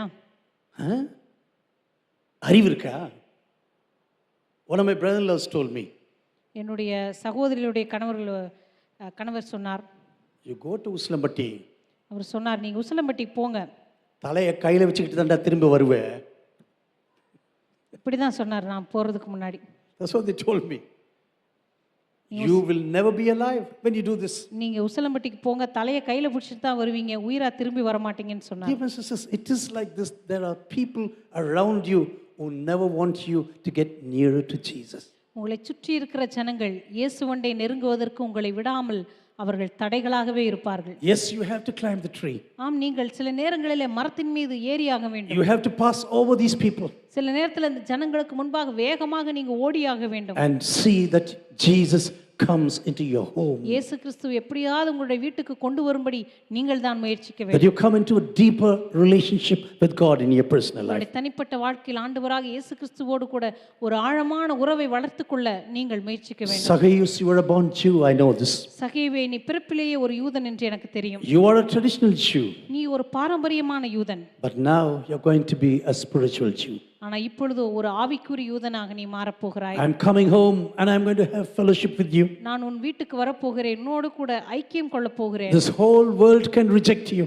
இந்த முழு உலகமே உன்னை நிராகரிக்கலாம். But I am coming back to you and I'm going to have fellowship with you. நான் உம்மண்டை நான் திரும்பி வருகிறேன், உன்னோடு கூட என்னுடைய உறவை நான் மறுபடியும் புதுப்பிக்கிறேன். And even before Jesus spoke about all his past life, இயேசு கிறிஸ்து சகேயுனுடைய கடந்த கால வாழ்க்கையை பற்றி பேசுவதற்கு முன்பதாகவே this man had a revelation of the love of God, இந்த மனுஷனுக்கு தேவனுடைய அன்பை பற்றி தான் ஒரு about வெளிப்பாடு the இருந்தது. mercy and the grace of God in his life. தேவனுடைய கிருபையை பற்றியும் இரக்கத்தை பற்றியும் அவனுக்கு ஒரு வெளிப்பாடு இருந்தது. He began to say, Lord, I am going to do everything because I am repenting right now. அவன் சொல்ல ஆரம்பித்தான், ஆண்டவரே நான் மனம் திரும்புகிறபடினாலே என் வாழ்க்கையில் எல்லாவற்றையும் நான் சரி செய்ய Half போகிறேன். of my possessions will go to the poor. என்னுடைய ஆஸ்திகளில் பாதியை ஏழைக்கு கொடுக்கிறேன். Yes, Lord, I have done a lot of wrong things. ஆண்டவரே என் வாழ்க்கையில் அநேக பாவமான காரியங்களை நான் செய்தேன். If I have wronged anyone, ஆண்டவரே நான் யாருக்காவது அநியாயமாய் ஏதாவது வாங்கினது I will உண்டானால் give 4 times away, I அதை tell you. நாலத்தனையாய் திரும்ப கொடுக்கிறேன். You know, this is the sign of real salvation.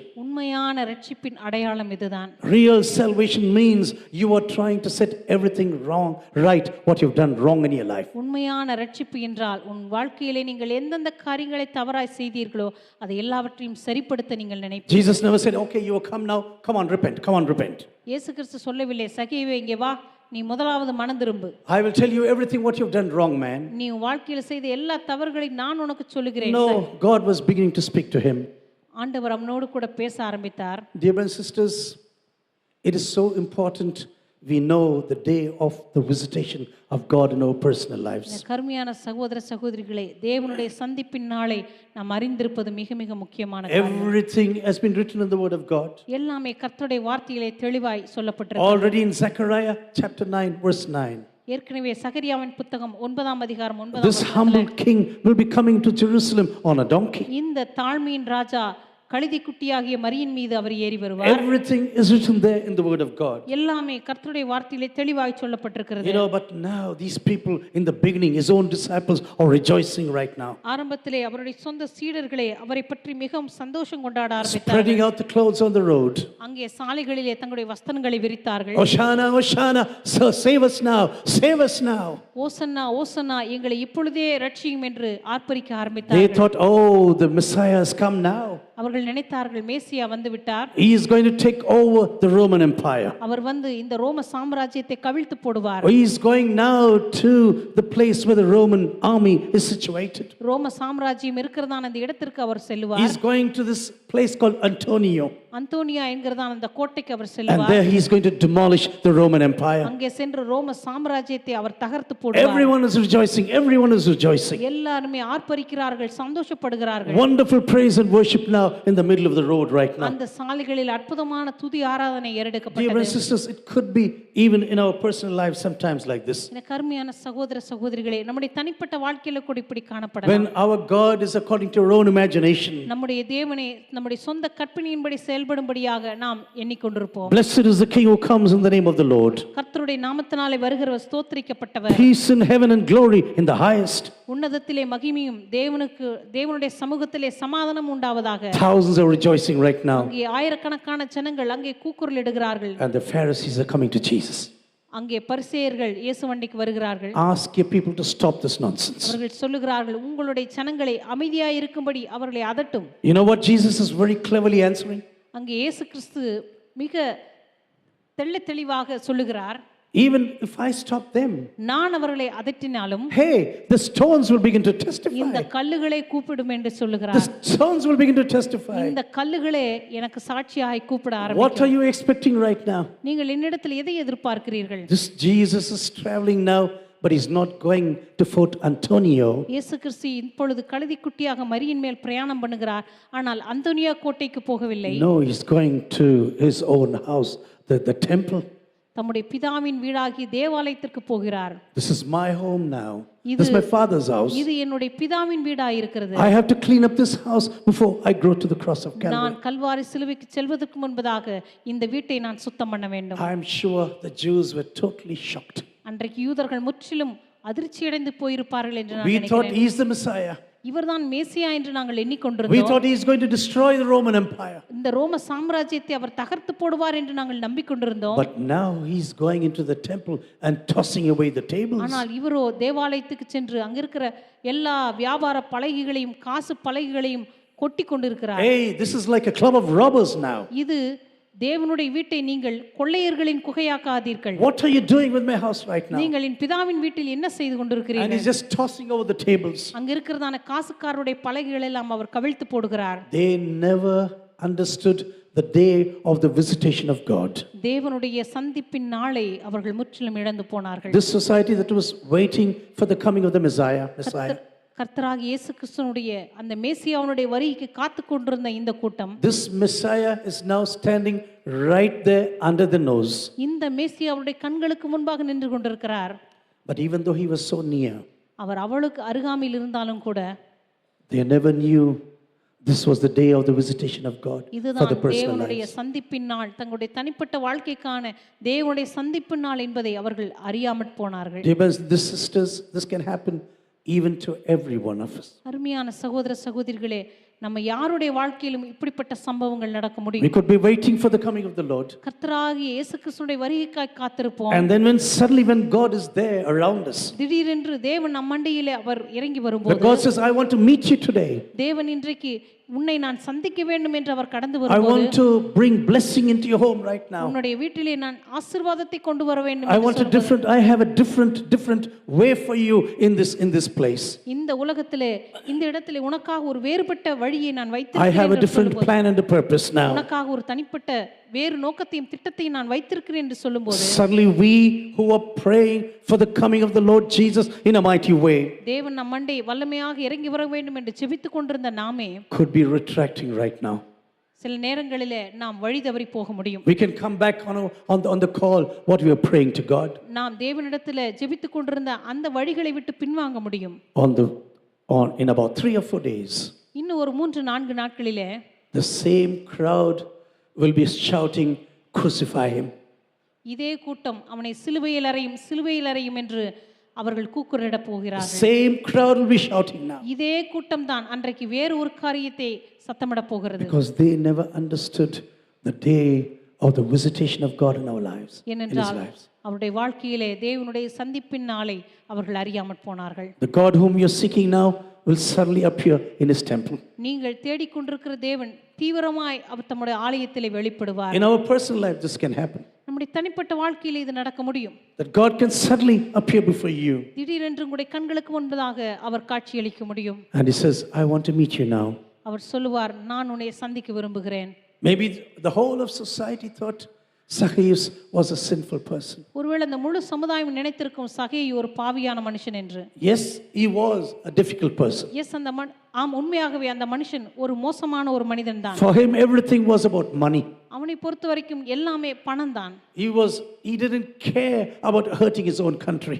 தம்முடைய சொந்த தேசத்தையே அவன் காயப்படுத்துகிறான் என்று அறியாமல் இருந்தான். But now suddenly he jumps into the kingdom of God. ஆனால் திடீரென்று சகேயு தேவனுடைய ராஜ்யத்துக்குள் குதித்தான். But all the rest are looking now. ஆனால் சுற்றி இருக்கிற ஜனங்கள் எல்லாம் பார்த்து கொண்டிருக்கிறார்கள். They say, no, he is not the Messiah. ஆனால் சுற்றி இருக்கிற ஜனங்கள் சொல்லுகிறார்கள், இல்லை, இந்த மனுஷன் மேசியாவா இருக்க முடியாது. I will close with one sentence, with one few verses from Matthew chapter 10. மத்திய எழுதின சுவிசேஷம் 10ஆம் அதிகாரத்திலிருந்து சில வசனங்களை சொல்லி நான் முடிக்க விரும்புகிறேன். For I have come to set a man against his father and a daughter against her mother. இங்கே சொல்லப்பட்டிருக்கிறது, நான் இந்த உலகத்தில் வந்தது தகப்பனுக்கும் மகனுக்கும் மருமகளுக்கும் மாமிக்கும் பிரிவினை உண்டாக்க வந்தேன். And a man's foes will be those of his own household. ஒரு மனுஷனுடைய விரோதிகளே அவனுடைய சத்துருக்களே அவனுடைய சொந்த வீட்டாரே. He who loves father or mother more than me is not worthy of me. என்னை காட்டிலும் தன்னுடைய தகப்பனையோ தன்னுடைய தாயோ அதிகமாய் நேசிக்கிறவன் எனக்கு பாத்திரன் அல்ல. He who loves son or daughter more than me is not worthy of me. தன்னுடைய மகனையோ மகளையோ என்னை காட்டிலும் அதிகமாய் நேசிக்கிறவன் எனக்கு பாத்திரன் அல்ல. And he who does not take his cross and follow me is not worthy of me. தன் சிலுவை எடுத்துக்கொண்டு என்னை பின்பற்றாதவன் எனக்கு சீடன் அல்ல. He who finds his life will lose it. தன் ஜீவனை காக்க விரும்புகிறவன் அதை இழந்து போவான். And he who loses his life for my sake will find it. தன் ஜீவனை என் நிமித்தமாக இழந்து போகிறவனோ அதை என்றென்றைக்குமாக காப்பான். When was the last time you heard a preaching on these verses? உங்களுடைய வாழ்க்கையிலே இந்த வசனங்களை பற்றி பிரசங்கம் பண்ணினதை எப்பொழுது கடைசியாக கேட்டீர்கள்? When did you listen? எப்பொழுது கடைசி முறையாக இந்த வசனங்களிலிருந்து நீங்கள் பிரசங்கம் கேட்டீர்கள்? Sometimes when you hear messages today, சில வேளைகளில் இன்றைக்கு நம்ம செய்திகளை எல்லாம் கேள்விப்படும் போது, God of love, நம்முடைய தேவன் அன்பின் தேவன், He will give you everything He wants. உனக்கு தேவையான எல்லாவற்றையும் அவர் கொடுப்பார். We should pray for houses now. நீங்க வீடுகளை வாங்கும்படியாக ஜெபம் பண்ணுவோம். I will pray for your businesses now. உங்களுடைய வியாபாரம் செழிக்கும்படி ஜெபம் பண்ணுவோம். I have never seen any prayer for business in the Bible. வேதத்தில் வியாபார செழிப்புக்காக எங்கேயும் யாரும் ஜெபம் பண்ணி நான் பார்க்கல. If you know, please tell me. உங்களுக்கு தெரிந்தால் நீங்கள் எனக்கு சொல்லுங்கள். One prayer I saw, Adrishta Jabam. ஒரு இடத்துல பார்த்தா அதிர்ஷ்ட ஜெபம் என்று ஒரு ஜெபம் நடத்தி கொண்டிருக்கிறார்கள். People run immediately. உடனடியாக அப்படிப்பட்ட ஜெபத்துக்கெல்லாம் எல்லாரும் ஓடி போகிறார்கள். But if you're going to preach on these verses, ஆனால் இந்த வசனங்கள்லேருந்து நீங்கள் பிரசங்கம் பண்ணினா, no, thank you. அவங்க சொல்லுவாங்க, ரொம்ப நன்றி, தயவு செய்து இந்த பிரசங்கமே வேண்டாம் அப்படின்னு சொல்லுவாங்க. I already have crosses in my life. ஏற்கனவே என் வாழ்க்கையில் நிறைய சிலுவை இருக்குது. You're going to give me another cross now. இன்னொரு சிலுவையை வேற நீங்கள் எனக்கு கொடுக்க போறீங்களா? No, thank you, please. Thank you. ரொம்ப நன்றி, ஆனால் இந்த பிரசங்கம் வேண்டாம் அப்படின்னு சொல்லிடுவாங்க. I want prayer for houses. அவங்க சொல்லுவாங்க, நான் வந்து வீடு வாங்க எனக்கு ஜெபம் பண்ணுங்க. I need prayer for lands, for example. நான் நிலங்கள் வாங்குவதற்கு எனக்கு ஜெபம் பண்ணுங்க. You are talking about the cross in my life. ஆனால் சிலுவையை பற்றி எனக்கு பிரசங்கம் பண்ணிட்டு இருக்கீங்களே. Do you know? If you want closer, you want to get closer to Jesus. ஆனால் நீங்கள் இயேசுவுக்கு அருகாமையிலே செல்ல விரும்பினால், You will see that people will be obstructing your way when you come closer to Jesus. நீங்கள் இயேசுவுக்கு அருகாமையில் வருவதை சுற்றிலும் இருக்கிற ஜனங்கள் தடுப்பார்கள். Rejoice greatly, O daughter of Zion. சியோன் குமாரத்தியே மகிழ்ந்து களிக்கூறு. Shout aloud, O daughter of Jerusalem. எருசலேம் குமாரத்தியே சத்தமிட்டு கெம்பீரி. Lo, your king has come to you. இதோ உன் ராஜா உன்னிடத்திற்கு வருகிறார். Triumphant and victorious is he. அவர் வெற்றியடைந்தவராகவும் அவர் இந்த நாளிலே வெற்றி முடி சூடப்பட்டவராகவும் வருவார். Humble and riding on an ass, on a colt, the foal of an ass. அவர் தாழ்மையுள்ளவராகவும் மரியாகிய கழுதைக்குட்டியின் மீதும் ஏறி வருவார். Very soon we'll be meditating on the cross of Calvary. சீக்கிரத்திலே கல்வாரி சிலுவை பற்றி நாம் தியானிக்க போகிறோம். Dear brothers and sisters, Christian life is not a bed of roses. ஆண்டவருடைய சிலுவை, தேவனுடைய ஊழியம் என்பது ஏதோ ஒரு ரோஜா மலர் படுக்கை என்று நினைத்துக் கொள்ளக்கூடாது. I usually define ministry like this. சாதாரணமாக ஊழியம் என்று சொல்லும் பொழுது அதை நான் இப்படித்தான் விவரிப்பதுண்டு. Unspeakable joy on a very difficult path. சொல்லி முடியாத சந்தோஷத்தினால் நிறைந்த பாடுகளின் பாதை. This is how I define ministry. ஊழியம் என்றால் என்ன என்று யாராவது கேட்டால் நான் சொல்லக்கூடிய வரிகள் இதான். Unspeakable joy சொல்லி முடியாத சந்தோஷம் உங்களுக்கு இருக்கும். about people coming to the Lord Jesus. கர்த்தராகிய இயேசுவுடைய ஜனங்கள் வருவதை பற்றி. At the same time on a painful path. அதே நேரத்தில் பாடுகளுடைய பாதையில தான் இது நடக்க முடியும். People who are doing ministry, leading ministry will know what I'm talking about. ஊழியம் செய்கிறவர்களுக்கு, ஊழியத்தில் ஈடுபட்டிருக்கிறவர்களுக்கு நான் என்ன சொல்லுகிறேன் என்பது புரியும். Zacchaeus, bad background. சகேயுக்கு முற்றிலும் மோசமான ஒரு பின்னணியும். But God says, I'm going to make you whole. ஆனால் ஆண்டவர் சொல்லுகிறார், நான் உன்னை நோக்கி பார்க்கிறேன். I'm the God who called you by your name. உன்னை பேர் சொல்லி அழைத்த தேவன் நான். And I am never going to leave you. நான் உன்னை விட்டுவிடப் போவதே இல்லை. I want every eyes to be closed. எல்லாரும் கண்களை மூடும்படியாக கேட்டுக்கொள்கிறேன். I have just one prayer for every one of us. உங்கள் எல்லாருக்காக நான் ஒரு ஜெபத்தை வைத்திருக்கிறேன். That we never miss the day of his visitation in our personal lives. நம்முடைய தனிப்பட்ட வாழ்க்கையிலே தேவனுடைய சந்திப்பின் நாளை நீங்களும் நானும் இழந்து போய்விடக்கூடாது. That you never miss this day. இந்த நாளை நீங்களும் நானும் இழந்து விடக்கூடாது.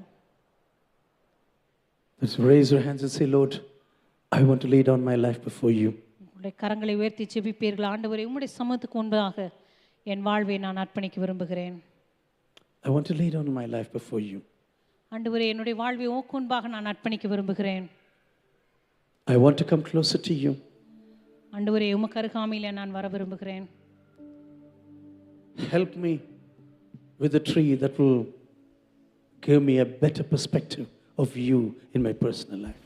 ஆண்டவரே, என்னுடைய தனிப்பட்ட வாழ்க்கையிலே உம்மை நான் இன்னும் சரியாக தெளிவாக காணக்கூடிய ஒரு மரத்தை எனக்கு நீர் காண்பியும். Help me to glide over the crowd that is obstructing me coming to you. ஆண்டவரே, உம்மிடத்திற்கு நான் வருவதை தடை செய்கிற அந்த கூட்டத்துக்கு முன்பதாக நான் வேகமாய் ஓடி உம்மை சந்திப்பதற்கு எனக்கு உதவி செய்தருளும். And I want you to come into my life. ஆண்டவரே நீர் என்னுடைய வாழ்க்கையில வர நான் விரும்புகிறேன்.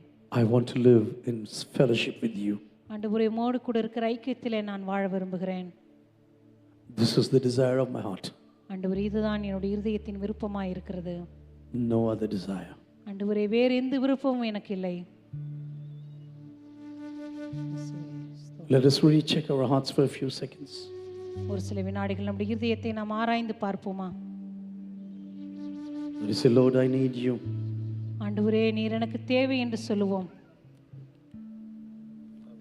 I want to come closer to you. ஆண்டவரே உம்மண்டை நான் நெருக்கமாய் வர விரும்புகிறேன். Help me to get rid of all that is standing between you and me. ஆண்டவரே உமக்கும் எனக்கும் நடுவாக நிற்கிற காரியங்கள் எல்லாவற்றையும் என் வாழ்க்கையை விட்டு நான் எடுத்து போடுவதற்கு எனக்கு உதவி செய்தரலும்.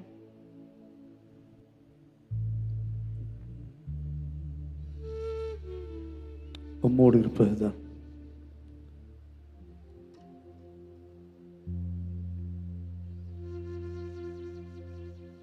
Let us research our hearts this evening. இந்த மாலை வேளையில் உண்மையாகவே நம்ம இதயத்தை நாம் ஆராய்ந்து பார்ப்போம். Lord, I have a desire to come closer to you. ஆண்டவரே உம்மண்டை நெருங்கி வருவதுதான் என்னுடைய ஆசையாக இருக்கிறது. Help me, Lord. ஆண்டவரே எனக்கு உதவி செய்தரலும்.